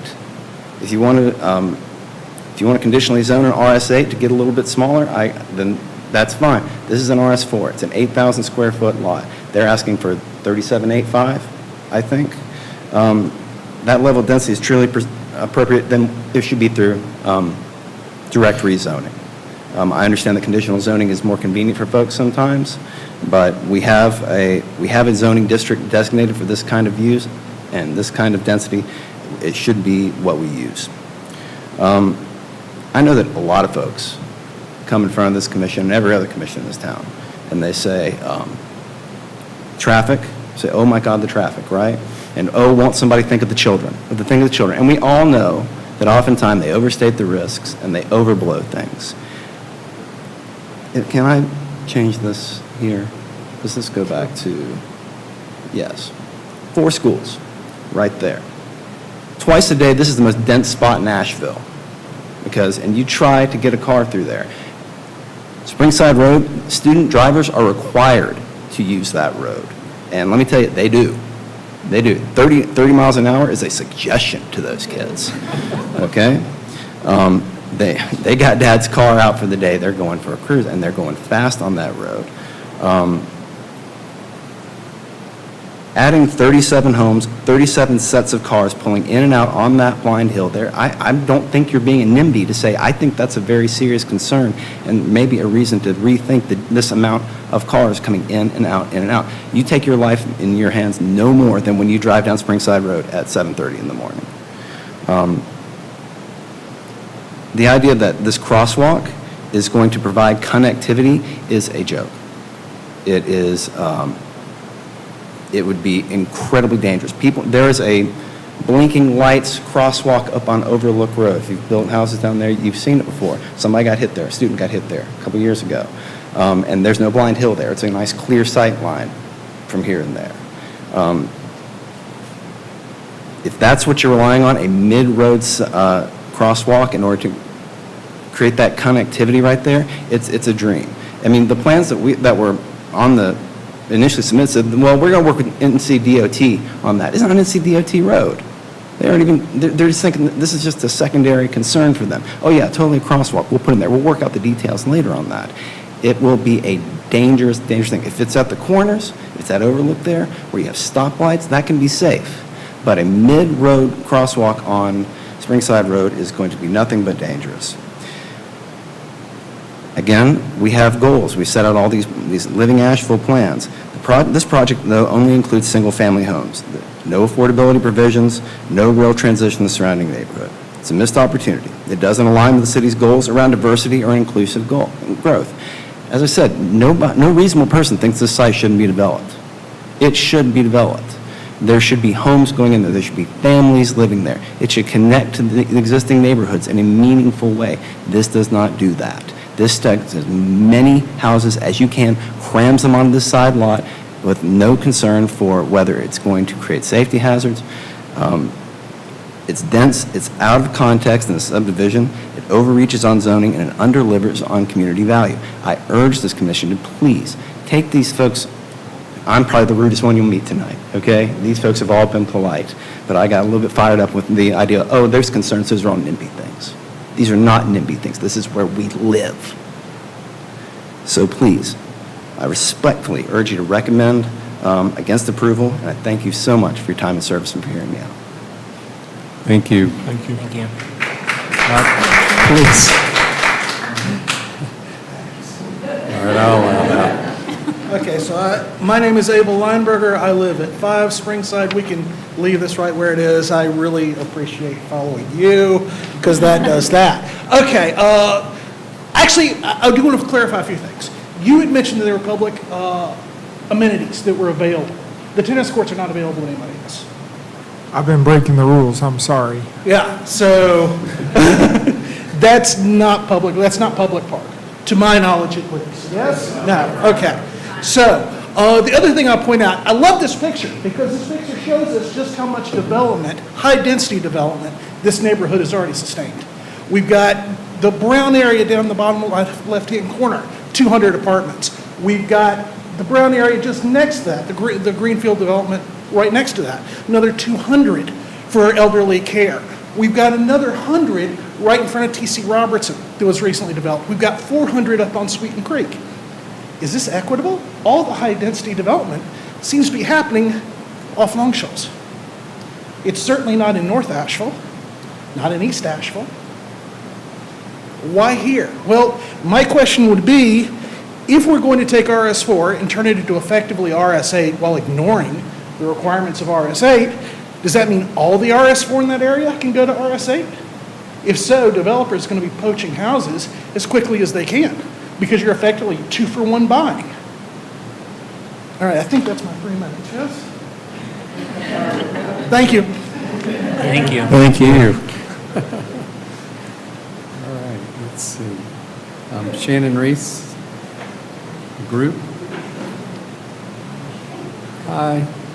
And you have a group that's... I do, Garth Reese and Nina Hill. One more?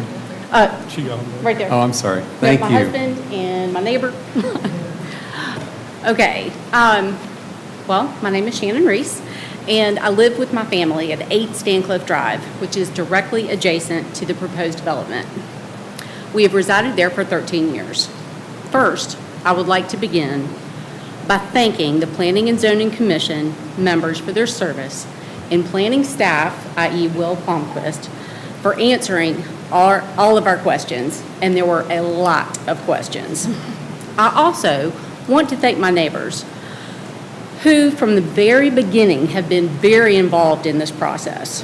There were over 50 of us on the initial neighborhood meeting, Zoom, voicing our concerns calmly and consistently. I am encouraged by the civil and civic engagement, by the civil civic engagement that I have witnessed. Okay, let's get on to the heart of the matter. This plan was drafted using LiDAR information and I understand that a survey has come in, but it has not been submitted to the city as of yet, so I'm just going to go with what I have, with no consideration of an actual survey.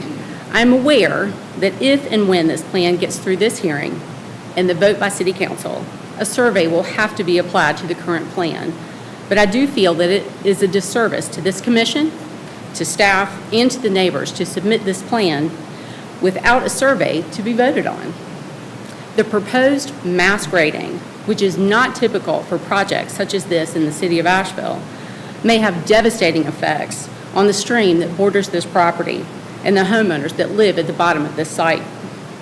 The proposed storm tech system will not be in place until the very end of this project, according to the city stormwater department. The neighbors have submitted video and photo proof of the stormwater issues that already exist without mass grading. And Cindy can attest, the T.C. Robertson ball fields flood periodically due to this stream as well. If you had a chance to watch the video that I provided of the rear of the property line, you can see how narrow it is, how it runs at an angle down the hill, and how steep the back of this site is. This is also a concern for future homeowners. If I may, and just use the arrows to move it, okay. Direct your attention to lots 19 and 20, right up there in the corner. Lot 20 is adjacent to the rear of my home and also my neighbor Nina Hill's home. The plan shows a proposed house location 6 feet off of our rear property lines. This setback should be 15, like all other rear lots in the proposed subdivision. It also seems reasonable to decrease the lot size of number 19 and move both home sites closer to the end of the proposed road and away from adjacent properties. This, incidentally, is also the narrowest part of this parcel by far, as evidenced by the video. In my opinion, this plan has more in common with RM8 zoning than RS4 zoning. Conditional zoning is an effective tool in the toolkit for planners and engineers and developers when it is utilized appropriately. But in this case, it is too far a departure. This plan has drastic reduction in lot sizes from 8,000 square feet to 3,700 square feet, and a drastic reduction in setbacks from 25 feet to 15 feet front and rear, and from 10 to 6 feet between homes, with no development mitigation of impact, such as a type A buffer screening that RM8 would require. As this is conditional zoning, we would like to see conditions that are consistent with city requirements of a development that is higher density adjacent to lower density. Excuse me. A cursory search of conditional zoning projects in simplicity of just the past 2 years shows that 3 projects with 880 apartments and townhomes have been proposed and approved for South Asheville and are in various stages of development. The Ferry Road community, which is mixed use and spans 137 acres, and the Meadows at Hall Creek, a 27-acre, 95-unit single-family and townhome project that y'all may remember, which, when approved, had numerous conditions placed, such as a type B buffer and several sidewalks. The only apartment complex approved that is not in South Asheville is Pine Lane Apartments with 126 units. Additionally, a search of the Buncombe County Development Portal shows that 6 apartment complexes with a total of 1,232 units have been proposed for South Asheville over the last 2 years, while 3 have been proposed with 765 units for other parts of the county. This data shows that South Asheville and Southern Buncombe County have shouldered a disproportionate share of the development of housing inventory for this area. This is inequitable. My neighbors and I have been very clear throughout this process. We are not opposed to development or the development of this property, and we recognize the need for more housing in Asheville. However, this plan has too many lots with no consideration for or transition to the surrounding neighborhoods and adjacent properties. We love our homes and we love our city, and we want to maintain the character of our neighborhoods. Thank you, commissioners. Thank you, staff. And I would like to thank you all for your service to this commission. Thank you. All right, Van Rogers is next. Thank you. Appreciate it. Just a few words here. My name's Van Rogers, and I live in Oak Forest on 3 Holly Ridge Drive, so it's a little bit in the center of Oak Forest there. My wife and I, we moved into Oak Forest about 13 years ago, and we just fell in love with the neighborhood. As you will see, any realtor write it up, they'll say it's the jewel of South Asheville. It is just beautiful. We have proximity to great schools, grocery stores, the YMCA, the auto parts store. I work on my own car, all right? So these things are all great. It's just beautiful right there. It's got that culture where all the dogs run around, kids run around. We had block street parties.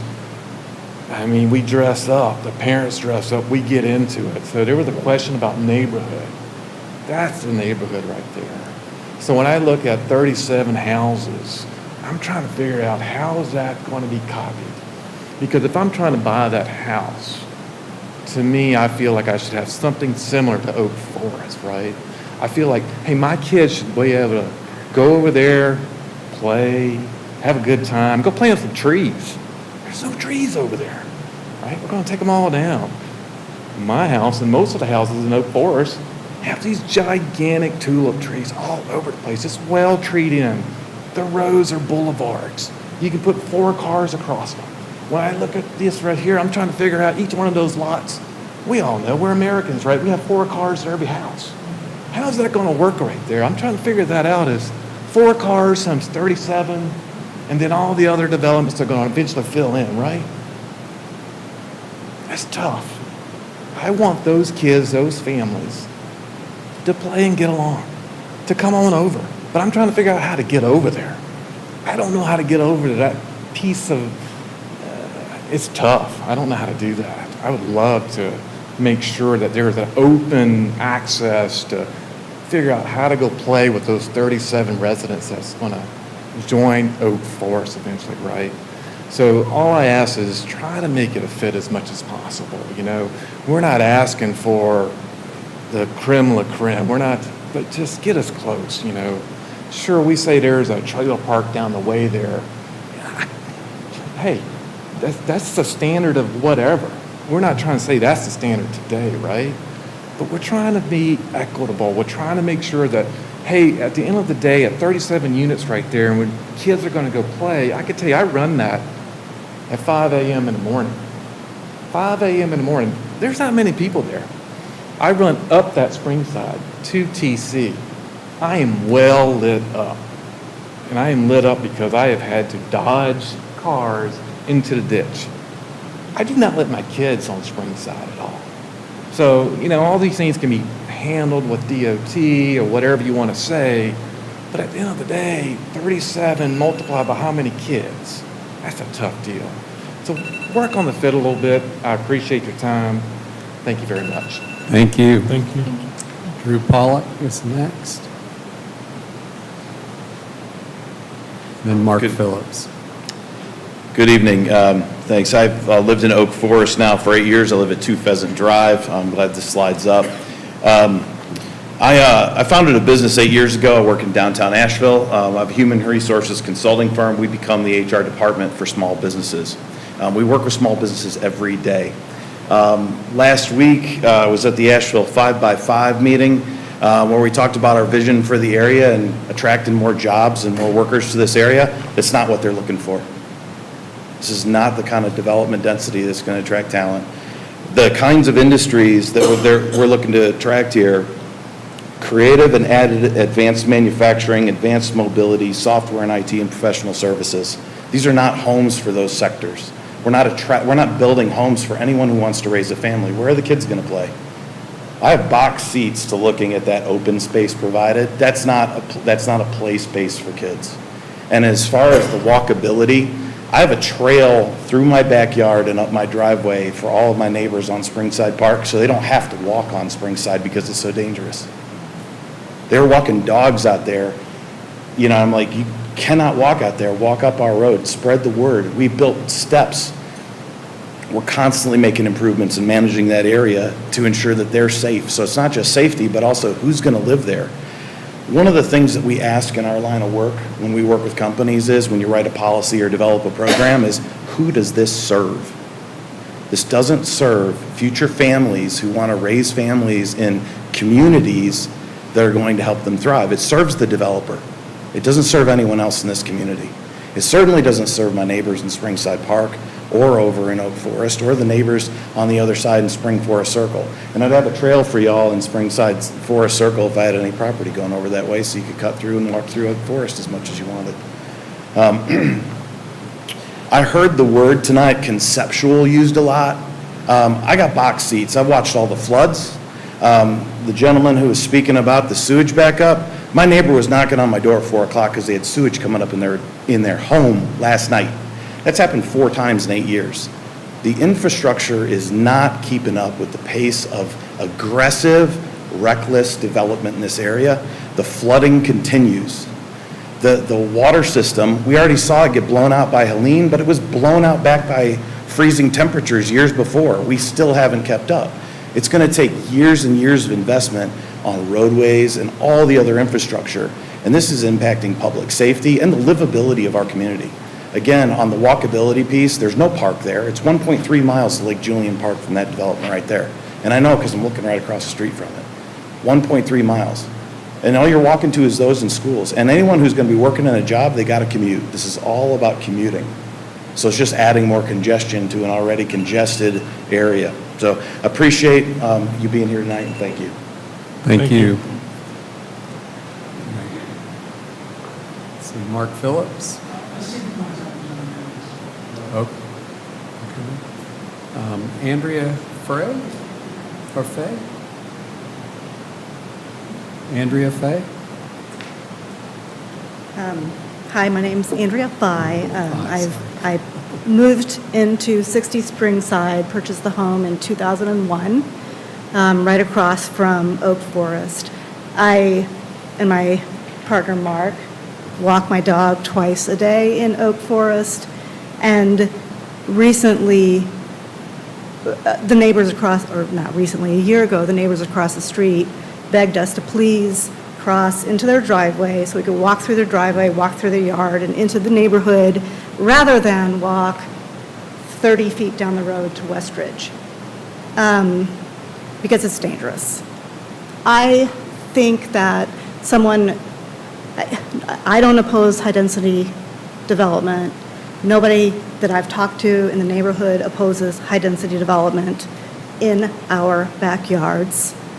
What we oppose, so I have never done this before, but I looked through this conceptual plan. I compared it to every single element of law, and what is very clear, and what I've heard other members of the commission say tonight, is that they have put as much,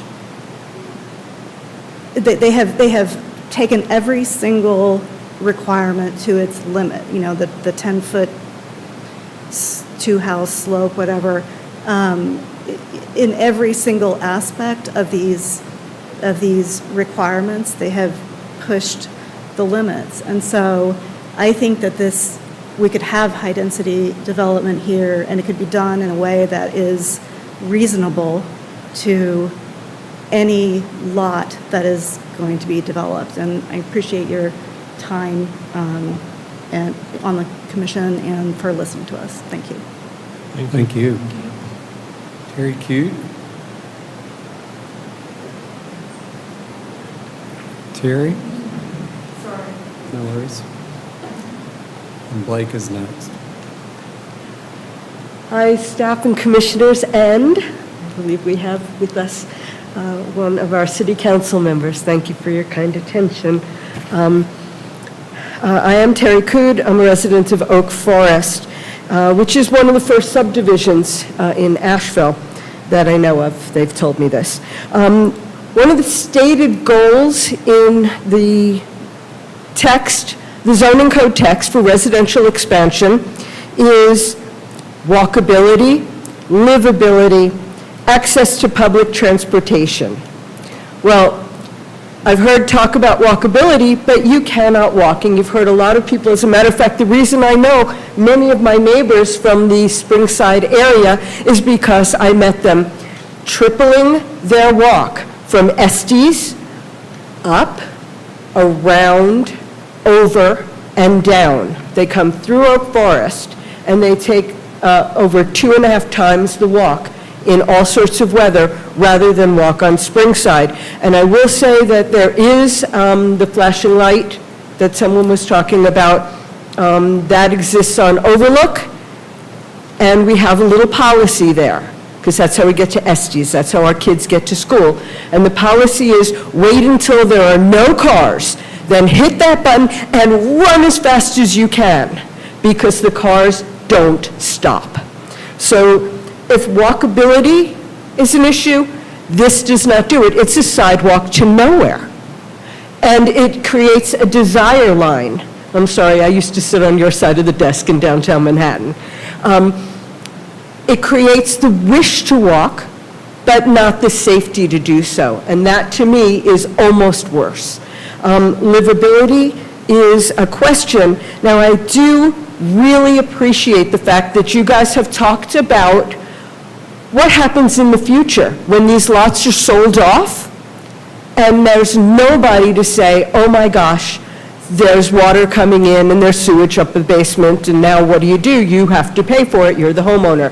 But also think about what happens to the people downhill, or in this case downstream. The amount of loss of tree canopy means all those roots are not absorbing water. The change to 40 feet from 60 in frontage, the change in the setbacks, all of that means impervious, right? There's a house, there's pavement. There's nothing that can absorb that water. So you've got these cairns that will fill up, that will discharge at times, but it does not, all of that impervious stuff means that stream fills up and runs out onto our neighbors' lawns. And that is something that my neighbors already have to deal with. This makes it worse. At the top of the hill, there is nothing to absorb that stormwater. So rather than keep you any later, I've got some really pithy things, but I appreciate the fact that you allowed us to send in some written testimony. I do hope you will look at it, and thank you so much for your time. Thank you. Hello, everyone. My name is Blake Butler. I live in Oak Forest, a member of the Oak Forest Homeowners Association. And amazingly enough, I'm a native of Asheville. A lot of folks look at me like a unicorn when I say that. But I've lived at 7 different addresses, North Asheville and a lot in South Asheville for the last 25 years. And thank you, everybody. Thank you to the chair, to the commissioners for allowing us this opportunity. Yes, I did reach out to Derek Allen a couple of days ago because after the meetings, what I saw was we have a professional front of voices that's not opposed to development, not opposed to density, but wants to find the best use for the site. Not only for our neighborhood, I use that term lightly, I like how you went deep into that, Commissioner Wheatley, not only for our neighborhood, but for the community, the city.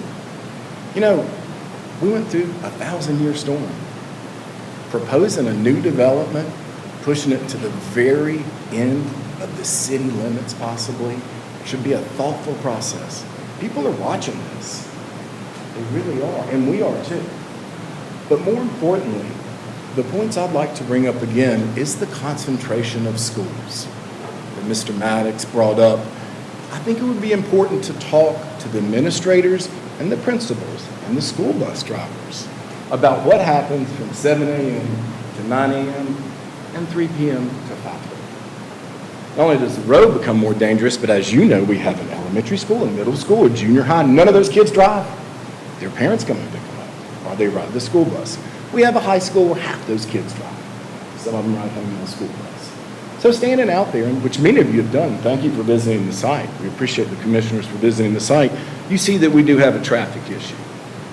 But going back to Commissioner Wheatley's point, which I think is very valid, about a neighborhood, and we have to go with what the city UDO says.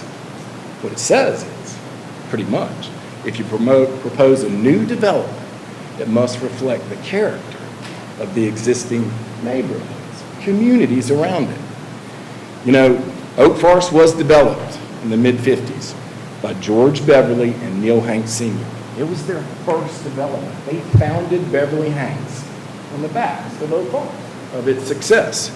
But what's more important, they named it Oak Forest because of the 100 oak trees. That was the character of our neighborhood. Guess what? We lost half of those in the storm. So the character of our neighborhood is right behind it. The character of our community is right behind it. And we're not only concerned, but we want to be part of this process. We want to be a voice in this process. We want to provide a professional front. And more than anything, we want to find the best use for this land. So thank you. I don't like hearing words like conditional and other things, but I thank you for listening, and thank you everybody for your comments. Thank you. Barbara Reeves is next. Oh, thank you. And Sawyer Miller?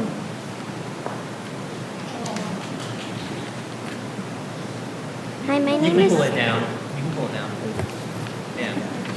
Hi, my name is Sawyer. I'm 7 years old. I love to play outside, but when it rains a lot, the creek behind our house gets really big and scary. One time after a big storm, the water almost came into our house, and my parents were really worried if they build more houses and more roads, I'm scared even more.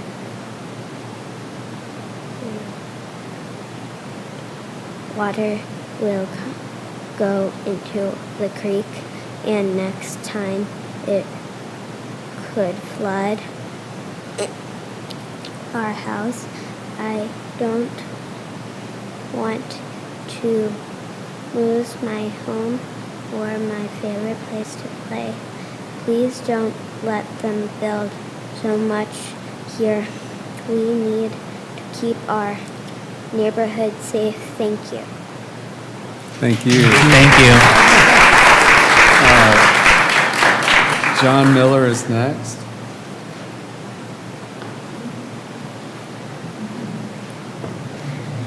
Hello, I'm John Miller, and I am 9 years old. I go to school at Estes Elementary, and every day I see how dangerous Springside Road is.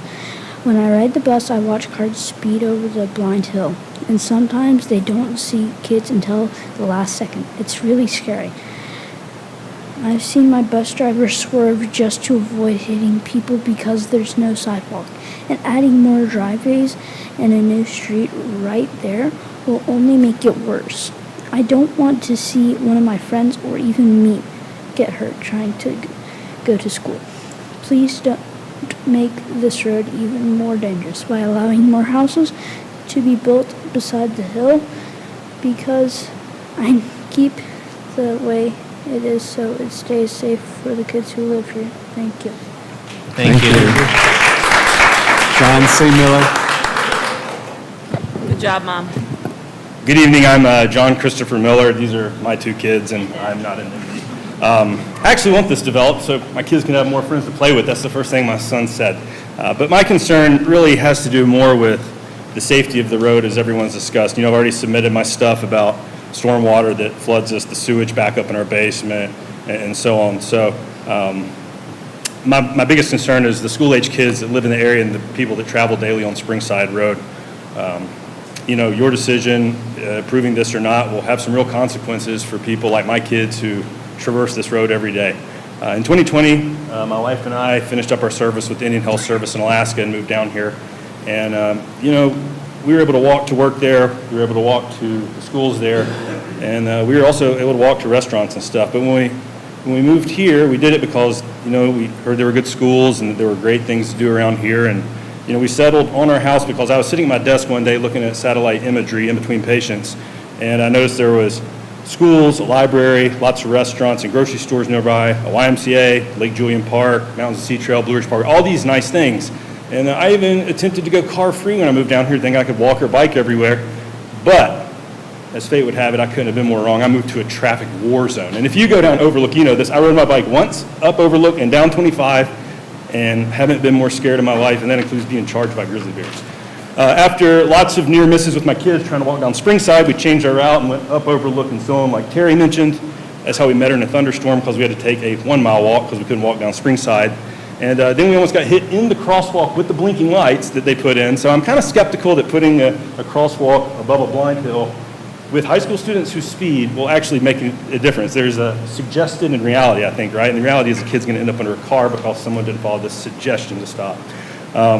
This really saddened us because our school's only a half a mile from our house and we wanted to walk our kids back in school every day, but it's so unwalkable that we have to put our kids on the bus. And we've even had near misses there. I mean, we have video footage of people going by the stop bus with the red signs. And it's like, do we need more? Are we going to put Mr. Green's development's road over a blind hill near a school where people fly, where my kids get on the bus? I can't even walk on that street just so we can maximize the number of units we put in here, maybe for profit, maybe for goodwill, I'm not really sure. Those are my kids, Gas and Sawyer. They're real people. The decisions you guys make tonight affect them just like they affect me. And, we would hope that you would consider their lives and safety as you make your decisions.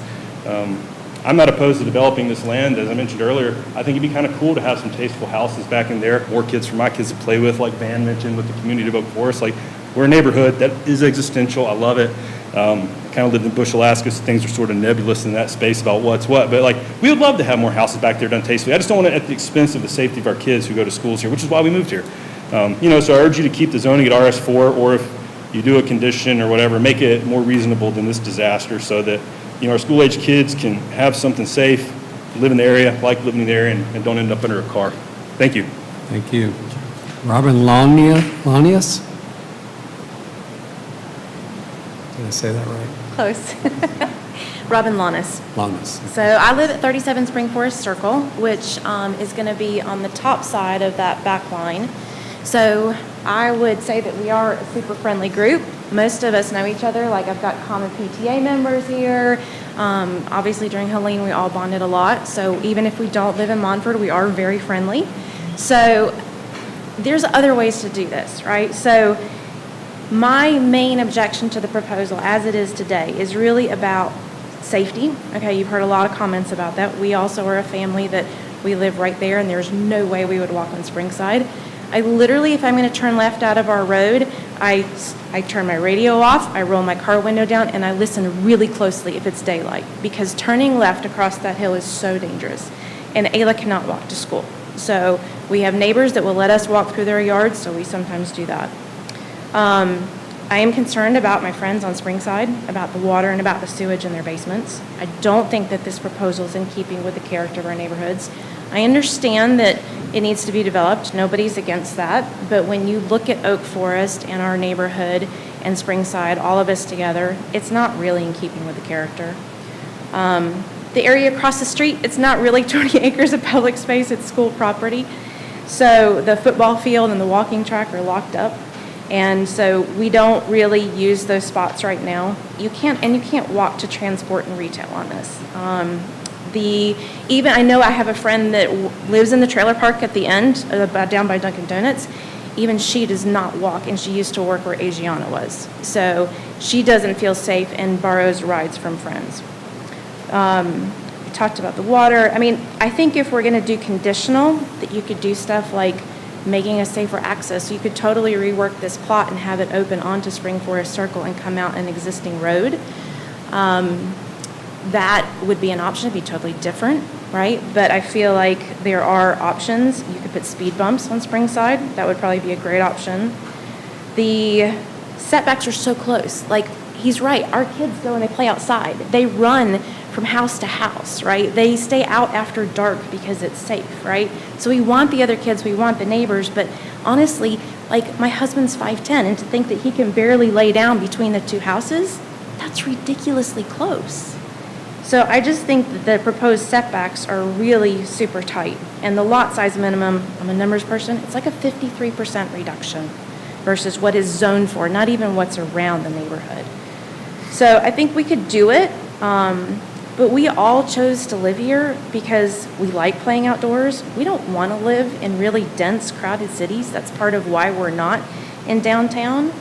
And I feel like right now with this proposal as it is today, that profit is probably taking a higher priority than the safety of our children and our environment. So I would ask that you don't approve it as is. Thank you. Megan Liebert.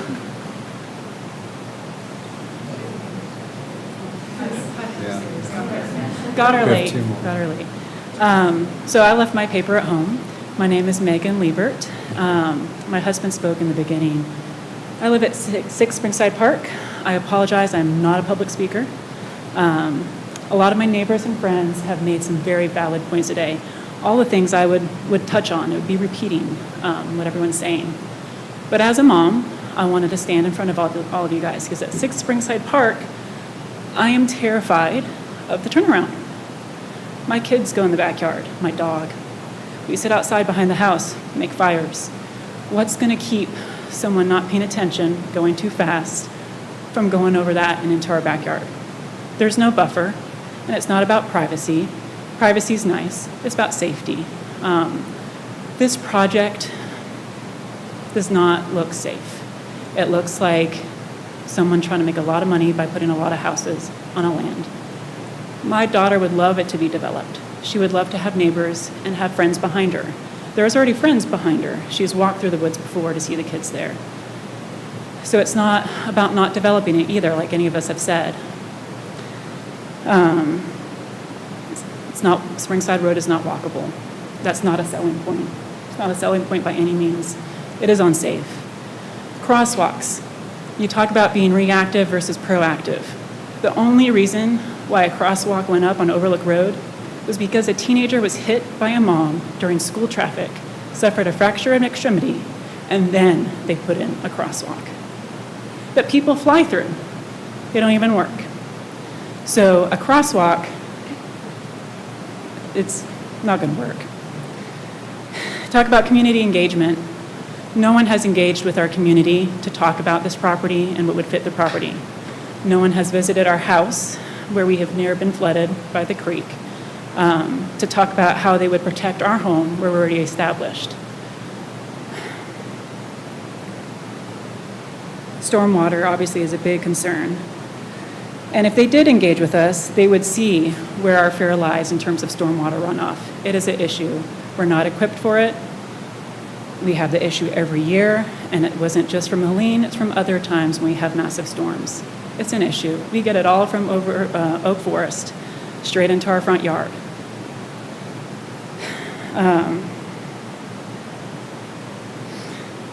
I really want to know why they think they're building development.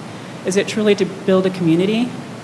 Probably, but it's probably also to make a dollar by building the community. And at whose expense? You know, I know I'm one family, one house. I have children.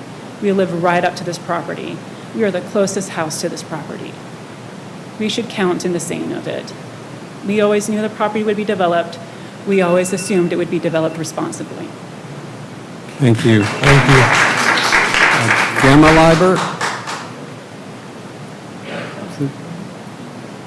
We have two left, and we're getting ready to run over time.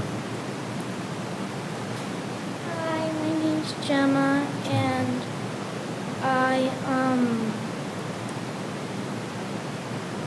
I am scared of the like water coming down, that like turning point thing. And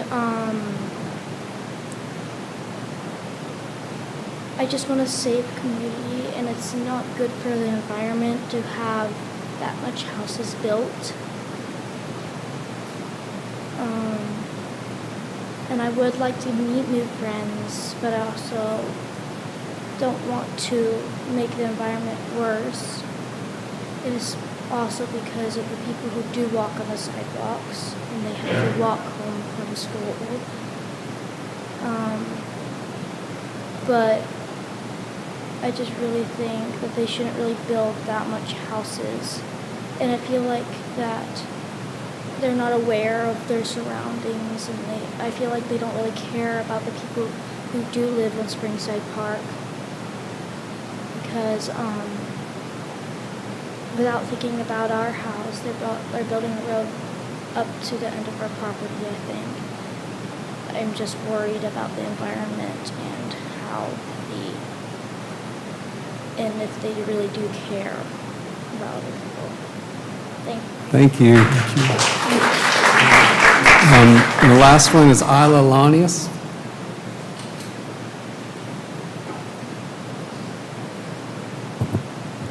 Hi, my name is Ayla. I live in Spring Forest Circle. I didn't really know I was coming to this until we were on the way, and I didn't really have anything prepared, so I'm just gonna kind of speak from the heart and tell you guys what I know. I know that one of the things I love most about my neighborhood is the community. It's a very small neighborhood, but we all love each other, and I think it's a very special community. It's very special. And we all love each other so much. And during Hurricane Helene, we all helped each other. We all ate together. We cooked food for each other. The adults worked together to cut down the dead trees so we could get out in the neighborhood. We volunteered to help people together. But if you put 37 families in there, that's a lot of people. And then that honestly might be ruined because of that.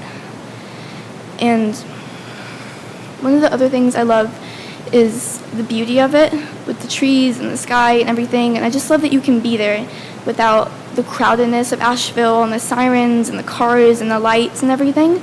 It's very peaceful. But with the sounds of all the children screaming and just the construction and the sounds of 37 more families there, that's going to be a lot. That's going to ruin the peace of it. I've lived here my whole life in this house, and I love it so much. And I don't want to move until I have to go out and go to college. And when I came home from the hospital as a baby, I went home to this house in this neighborhood, in this community. And today, 12 years later, I'm going to go home to that same place. And I really don't want it to change, and I love it. I decided to speak because even if you guys do choose to do this, I want to be able to look out at the construction and say, well, I wasn't able to stop this from happening, but at least I tried my best. And I understand that businesses need to make money, but not at the expense of people who are already there. You guys are doing this for money and for you, and this is my life as well. Thank you. Thank you. Thank you. I'd like to close public comment at 7:52, and I want to thank everyone for being really great and calm and professional. It was really great presentations. Thank you.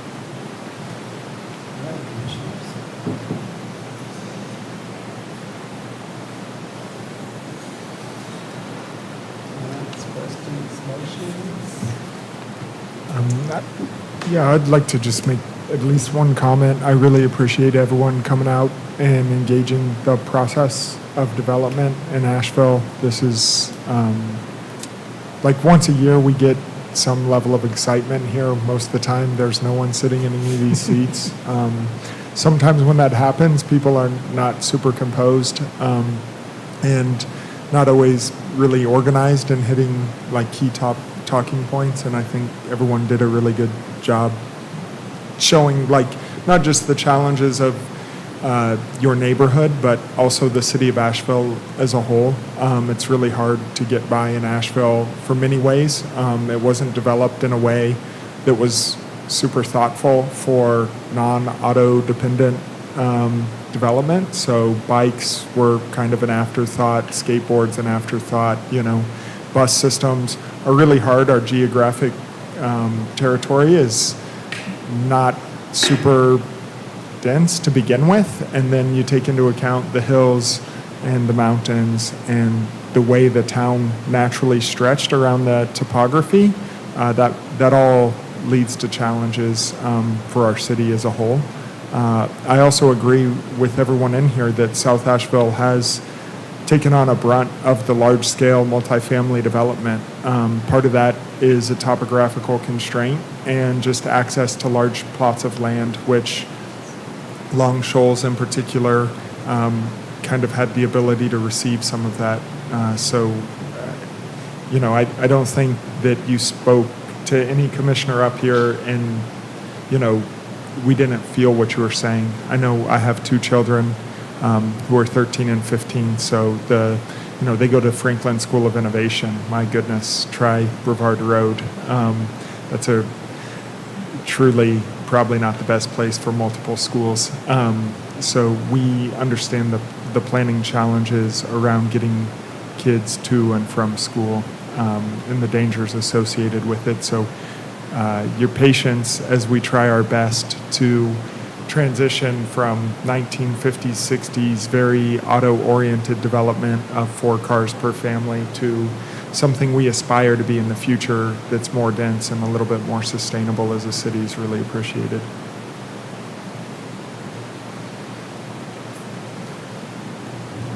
I also wanted to share my deep gratitude with all the speakers and everyone just present who didn't speak.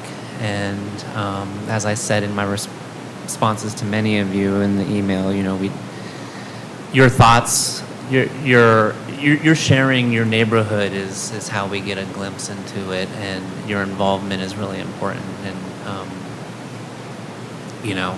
we do. I kind of speak for everybody on here. We do read every single word and look at your attachments and watch your videos. So I really appreciate that. I want to try to alleviate some concern that people have just from my perspective as a designer on the other side of the table. Some things that Derek was sharing, the long checklist that goes in after this process. I do know that stormwater runoff is increased by increased impervious surface, but we do have rules and regulations in place that we are required to make sure that stormwater control measures go in place to make sure that the outflow of that stormwater is at pre-development rates for both the 2 and the 10-year storm event. There was another comment raised about that stormwater system won't go into effect until everything's stabilized, and that's for good reason, is because you don't want that thing to fill up with sediment. But prior to that, it is also a requirement, it's an erosion control plan requirement, that the site holds and does not release water it does not release water more to pre-development rates for up to a 10-year storm event. So there will be some sort of stormwater trap or basin, likely in the location of where the storm tech system is going to be in the future, that will hold that water. There should be, as long as the city is doing their inspections, matting, erosion control matting, wattles, silt fence, all those things. They are not allowed to let sediment leave that site. It's just not allowed. So I'm hoping that some of these things, these requirements, address some of those concerns about stormwater and understanding of the process a little bit better. As long as city is doing its job to make sure that those inspectors are out there inspecting the site, as long as the contractors are doing their job to follow the plans, it's not our responsibility to make sure those things are in place, but those things should be caught. That water should not increase flows and velocities above pre-development rates. So I just wanted to kind of address some of those concerns, because I too understand, share stormwater concerns. But I really did want to thank everybody, and I guess I just want somebody else to speak now. And then I'll kind of come back to some of my thoughts about conditions. I'll echo the thank yous. It was great to hear from so many people and paint a picture of the neighborhood. I do want to speak to kind of the character of the area. So I think we all have talked about how large the surrounding lots are, larger than what is seen here. I just want to point out that there is a home for sale currently on Springside Road that's 1,200 square feet. So if we are talking about character and we're not necessarily wanting to keep in line with the character of the larger lots and the older development, then let's at least look at the road and compare the square footage size of the smaller homes that are currently on that road versus the homes that are being proposed here. So I just want to point that out as we have our conversation. I'm sorry, are you referring to the square footage of the homes as part of the character, or the lot sizes? Both. I mean, I have concerns around both. So I feel like the conversation has mostly centered on the lot sizes. I just want to point out square footage as well. I'll make some comments. I want to start by acknowledging and thanking the many members of the public that have provided public comment through all of your emails that I've been reading, and by standing before us tonight. It's great to see folks so engaged in your neighborhood and genuinely wanting this property to be developed in a way that's thoughtful and results in more neighbors and more community, more kids, all the things that have been shared. What you have brought to our attention are the multitude of factors beyond what can be gleaned from the page, concerns related to your lived experience in Oak Forest and the surrounding neighborhoods. I'm impressed with the lengths that you've collectively taken to communicate in detail regarding potential issues of the site. It's incredibly commendable, and I know I can say that we all appreciate hearing your input as we weigh the many factors at hand. So thank you so much. Yeah, thank you everyone for participating, and I got to meet one of you on site when I was walking around there, which was great to get some immediate feedback of what's going on out there.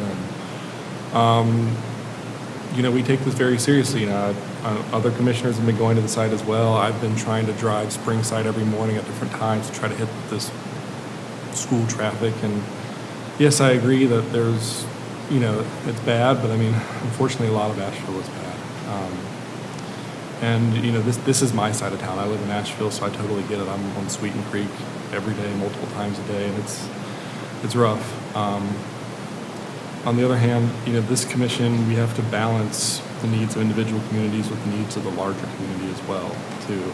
There is a housing shortage, there is a cost of living crisis that we're outside of this room also being tasked to deal with, too. So, I hope you understand this is a balancing act, and I've heard that many of you aren't opposed to this being developed out here. It's just the scale and size. So, I mean, to my other commissioners, to me, the question is, is the density thing, how many units want to be allowed in. I have suggestions about that, but I'd like to hear other people's comments as well. If there's more referring to into deliberation. Is the question for you just number of units, or, I know that... Certainly y'all have brought up other concerns about stormwater and stuff, and you've taken point on that. To me, in my mind, the missing middle housing study and this type of development is, the smaller lots is what we're being told by consultants and groups and individuals we work with is what the community kind of needs to a degree. I have heard, your other comments about, that we're maxing out this totally. One of the things that comes to my mind is, this was originally RS4, or is RS4. Yeah. It's 5.2 acres, at 8,000 square feet. per lot, and that works out to 31 units, by right. Doesn't have to ask anyone's approval, it's by right. Now, obviously, there's site constraints here, stream in the way, not technical steep slope, but higher slopes. Frontage. Frontage he has to deal with. So I can understand wanting to shrink setbacks to potentially have more usable space on that lot for units, but, does this commission need to propose a cap at a certain number, thus allowing more space for some of this other concerns y'all have, or more buffer space? Do you understand what I'm getting at? Yeah. Well, my concern is that we ask to have proposals where we can get as much housing as we need, and then we have a situation where, as you said, there's no wiggle room. What happens in a situation where there's no extra room to maneuver, if it's stormwater, if it's whatever happens on the site. So it's a tough dilemma for me, for sure. Well, one thing that kind of springs to mind right now is that we're looking at a snapshot in time. So we're talking about RS4, RS8, RM districts, that sort of thing, but legislation is continually changing. The residential building code right now is incorporating quadplexes into the residential building code, which only used to include duplexes. At the state level, they're also reviewing bills that would allow up to sixplexes by right in every residential district across the entire state. And so I guess the point I'm making is that whether ourselves, city council, and even in the future, if this conditional redesigning doesn't happen, there's no guarantee that in the future there wouldn't be an even larger impact development with more units done by right than a single-family home development. All that being said, this part of town, if I read the demographics right within the staff report, has household incomes approximately 20% higher than the rest of the city. This is, from a demographic perspective, a wealthier part of our community, and single-family homes are genuinely something that people who have access to capital and can receive mortgages like more than condos, as exhibited by the disproportionate number of single-family homes in our community. I say all that because of the density question. If sixplexes are allowed in somewhere on a piece of land like this, could there actually be greater than 37 units? Tough to tell.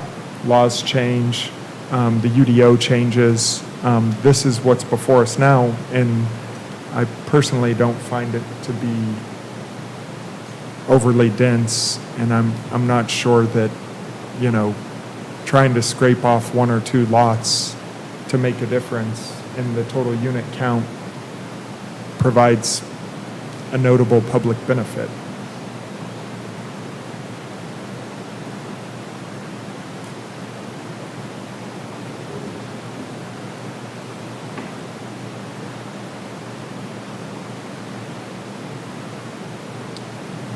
Yeah, just back to my main argument is, again, for me, it's not necessarily a density issue.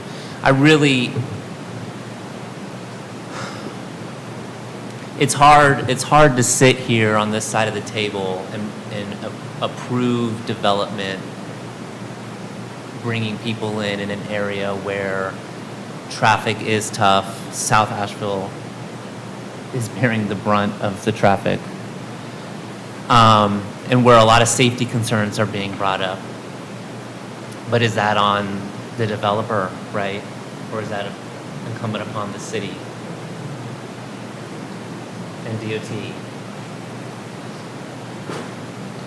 Right? We need to do better as a city enacting the GAP plan and get a sidewalk on this road.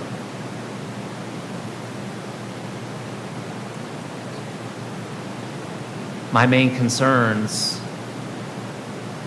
are for the incoming residents. Do they have community? Do they feel connected to this wonderful community that's sitting in front of us? Are they going to have issues when they come in and buy into something that they maybe weren't prepared for? Those are my concerns. Not necessarily the amount of units, to your point, Brenton. You know, it's the room, it's the space. Staff, I have a question like around, you know, the conceptual entitlement is, you know, is there a way to provide greater flexibility, you know, post this board to, you know, engage the community, reach 37 units and, you know, play with setbacks without us having to re-review a site plan once we understand that the intensity, you know, where we feel an appropriate intensity is. That's what I was kind of going towards with this idea of a reduced, you know, lot width, you know, is that would allow the developer to look at whether it be the square footages of the home, the floor plate of the home, you know, they could kind of massage it a little bit more than just the 40 feet. I don't know if that's a solution other people are interested in, but It's a solution I'm interested in, but is it a solution the developer is interested in? yeah, I mean, we could ask, are you amenable to a modification to the conditions which would allow lot widths down to 25 feet instead of 40?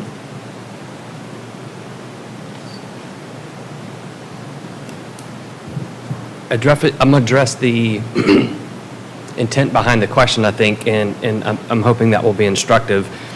When we stop along the Planning and Zoning Commission as we're going through this process, in any project, this is an important part of the dialogue, and we will have follow-up conversations with the neighbors that you see here. And I agree with everybody on this board that talked about the civility of the comments, substantive nature of those comments, and what we will do between now and City Council is continue to work on that plan, because at the end of the day, this is an advisory vote along the way. And every single time we come to this board, there are potential changes, and oftentimes, particularly in projects that attract this much attention, there are substantive changes between now and City Council.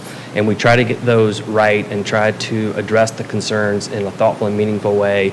And so the site plan between now and City Council in this particular project very likely changes.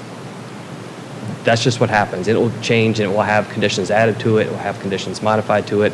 And Councilwoman Ullman knows how that works as those come through, and so that's not unusual. And what you're talking about in terms of modifying those buffers to create more space, I'm certain that we can work with Errol and Wesley with that to address those things and see if that works. But that's not unusual as part of the process. Right. But if some of those conditions aren't added now, right, what we have before us is what we're voting on.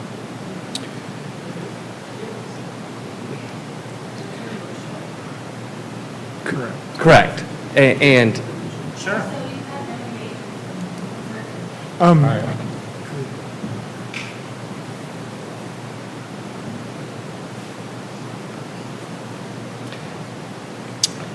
And what I would offer back is if there are provisions that individual commission members or commission members as a whole feel important to include as part of the recommendation, that you put them in there, and those will follow along with the recommendation from this board. And that also is pretty typical in this process, and I say that for the benefit of the folks that are here, because I know that you folks know that.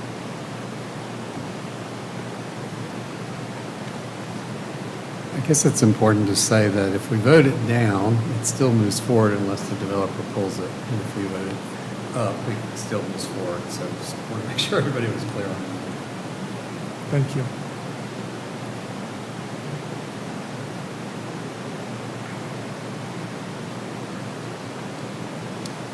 At this clarification on that comment, and give some eyebrows. Essentially, this wouldn't be the final authority board. it would go to city council, which I'm a member, but it would say that it failed at planning and zoning. And so city council would go, and everyone would watch this meeting and talk to the public. But unless the developer withdraws, it moves on to city council as per process. Sorry, that's over. Yeah, basically what Councilwoman Ullman's saying is that we're just one stop on the path still. So today is not a final decision in any way. It's us saying that as a board we recommend. So or don't recommend. Legislatively, it's required we make a recommendation either way. But we're not the final say. That is held by city council. So, just, I guess, we're like one of the negotiating points along the way. And so that's what we're kind of discussing right now is what we could include on that path.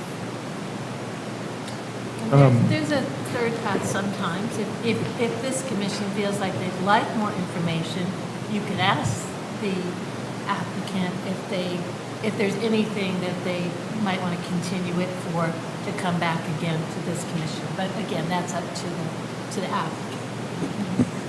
So I would be interested in moving the lot minimum down to something like 25 feet to allow them to play with floor plates more after coming to our board.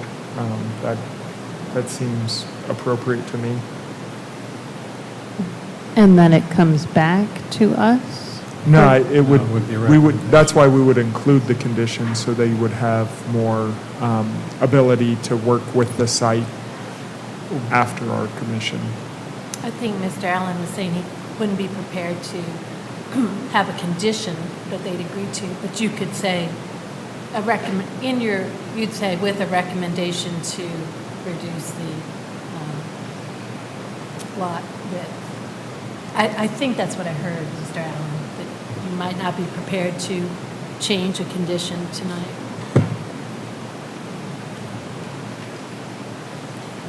While they're discussing that, I mean, I still agree with my comment, especially if we're going to reduce the lot width, we got to put a cap on lots, or else we're just going to put in 10 more houses. Yeah.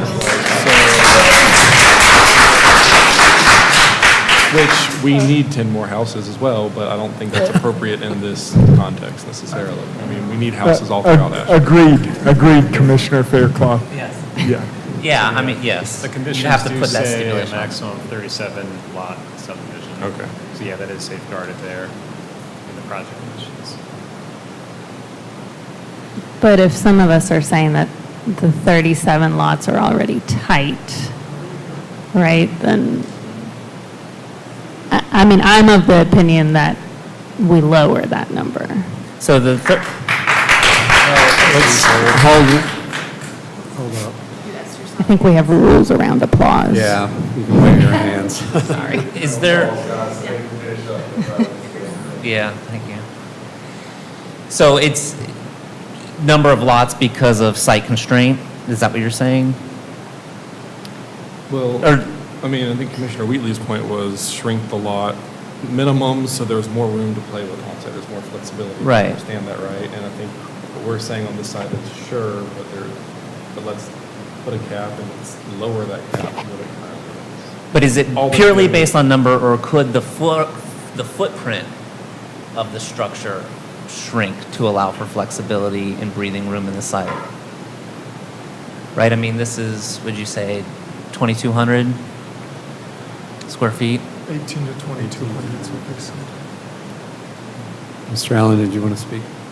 I was going to say now that we're working with the suggestion in terms of changing that lot minimum, but keeping the lot number the same at 37, but having that flexibility to create more space inside of it, that's fine. We can add that in as a condition. So, And leave the 37 where it is. okay. I'm not understanding how the reduction of the width is achieving what we're talking about. Can you just explain that more? So right now, they're pinned into, call it 40 feet. And that's going to encourage a house that takes up at least 40 feet wide. However, if they were to reduce the size to 25 feet, that may actually encourage them to put more of that 1,200 square foot home on that lot to achieve green space or open space while Or still. stable Correct. space. Yeah, Yes. some kind of space I'm not aware of in this design. More of a sustainable Um, design. Correct, and at the same time also be able to put a house on there. So that's the idea. But that completely changes the site plan effectively. And so We're reviewing a conceptual site plan, which I think is different than approving design. We're not actually approving design. That's not what we do. So the 37 lots is a component of the site itself, not a component of the layout of it. So what we're saying is, what some are saying on this board is that they don't like the configuration or feel the configuration could be improved. Some have also suggested that smaller houses may be more appropriate. The reduced lot width allows for both smaller houses and potentially more open space or adaptive site utilization. I think if the design changed, it could always get sent back to P&Z by council if they felt it was appropriate, depending on what happens between now and then. Or if it's generally within the recommendation you all give, then it doesn't have to come back necessarily.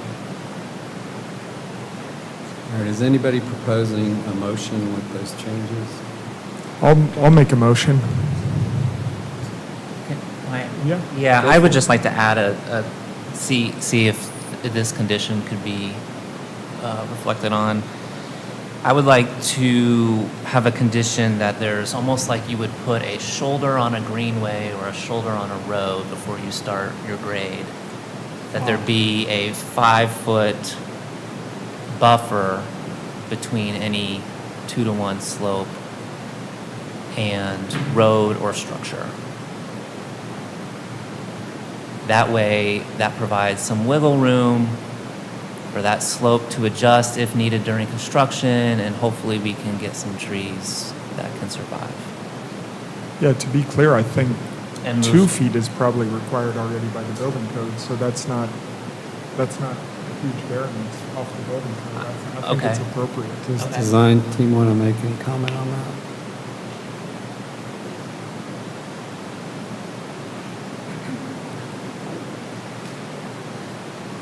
Did you say that's a permanent buffer or construction? No, I'm just requesting that a shoulder. It's a shoulder. Okay, so stays. Not a buffer, legal buffer, it's just a grading shoulder.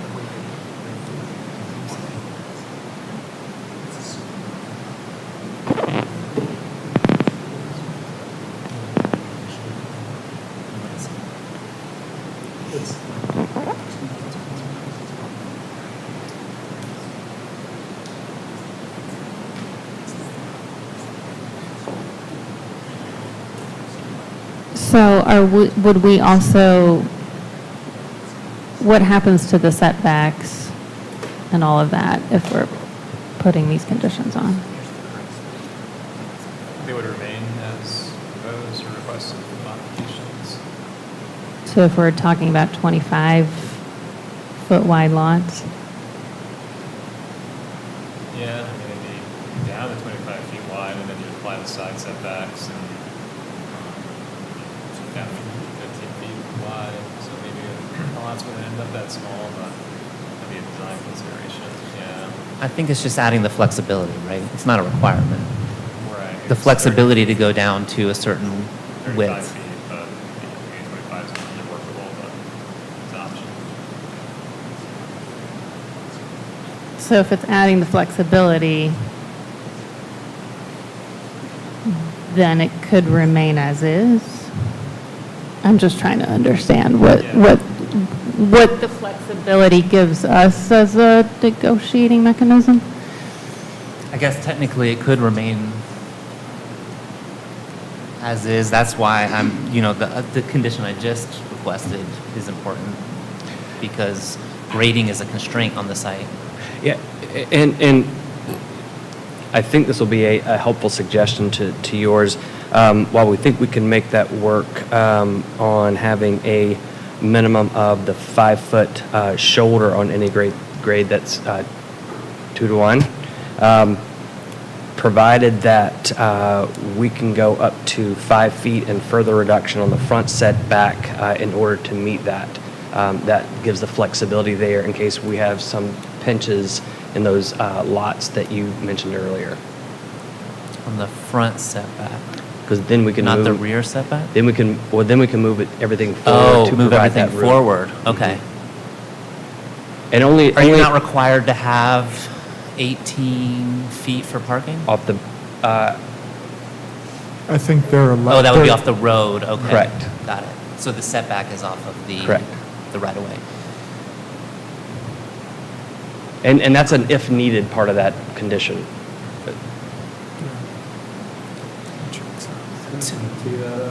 To me, I'm fine with that, right? Because to me, the concern is about site stability. It's about being able to adequately convey stormwater around those houses, be able to maintain vegetation. Sure. Which Hey, all Commissioners, slows velocity. I just wanted to interject a little technical evaluation of the flexible setbacks. That would not allow room for the parking to remain out of the right-of-way and off the sidewalk.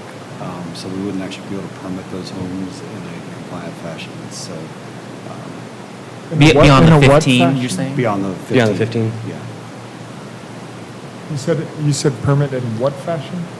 When the building permits came in, they wouldn't comply with our ordinance and our standards and details. Yeah, I see the variance on a regular basis. For instance, that new basically triplex on Daisy Drive So I'm has just no way to park. letting you all know that would not be a compliant situation with our other codes. I guess the other option is have that included as one of the recommendations coming from this commission in that section to allow us to do that engineering between now and city council. For me, I would really like to see more information. I would like you to take these recommendations back to the drawing board, make some changes, and bring it back to us.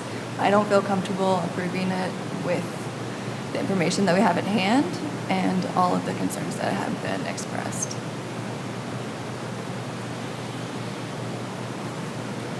Yeah, so I remember, so you mentioned about me getting real technical and maybe trying to stay in my lane. Not my words. I know. But I'm looking here at the staff report, and it says consistency with the comprehensive plan, and one of the measures is mitigate flood and erosion, right? And it says the staff supports this. I don't agree with the staff report in that particular area. So I believe that my expertise in this matter does weigh on how a development meets the comprehensive plan. So I do think I cannot approve something without the accommodation being made. To me, it feels irresponsible.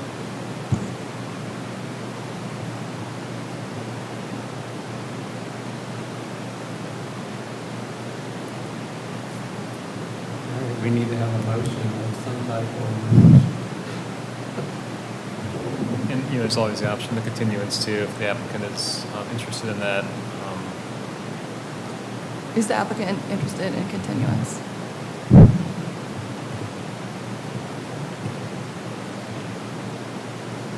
Or if there is, does the applicant feel like any substantial changes would be made if there was a continuance? I don't want to just look at the same thing again. Come on, I don't really want to see a change.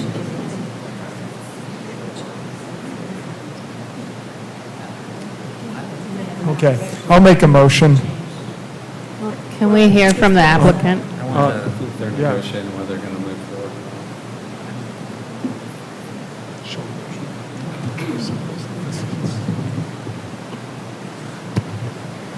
Right now.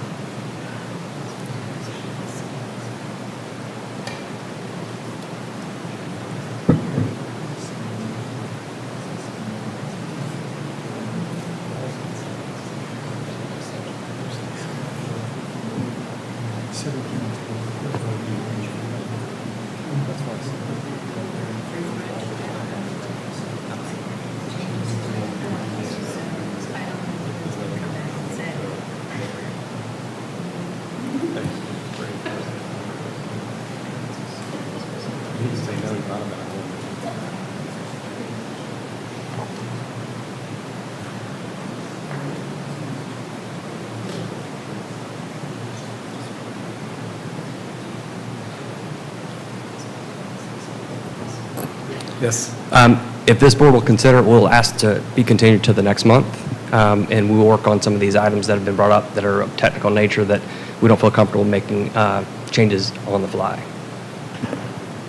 Is there an enumeration of them, or do you all have specific things in addition to what's been discussed that you want the applicant to be aware of? Just want to make sure they consider everything that you all are I wanting. think they've covered it all pretty well. Okay.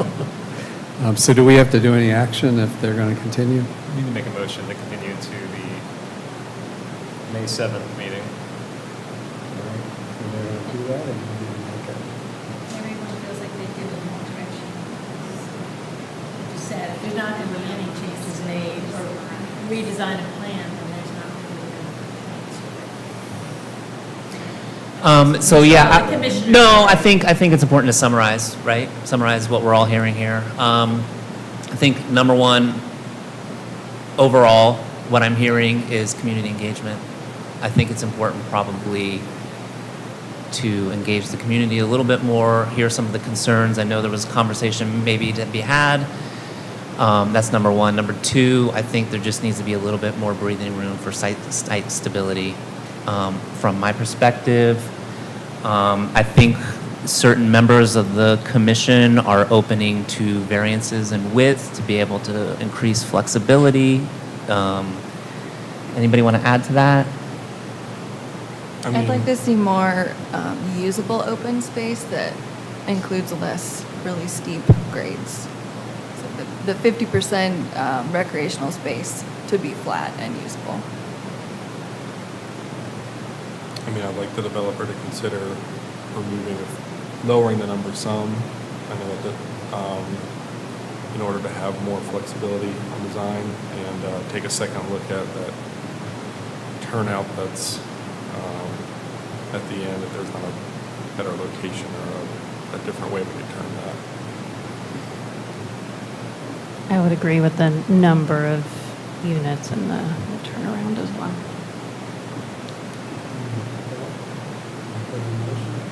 Continuance with that?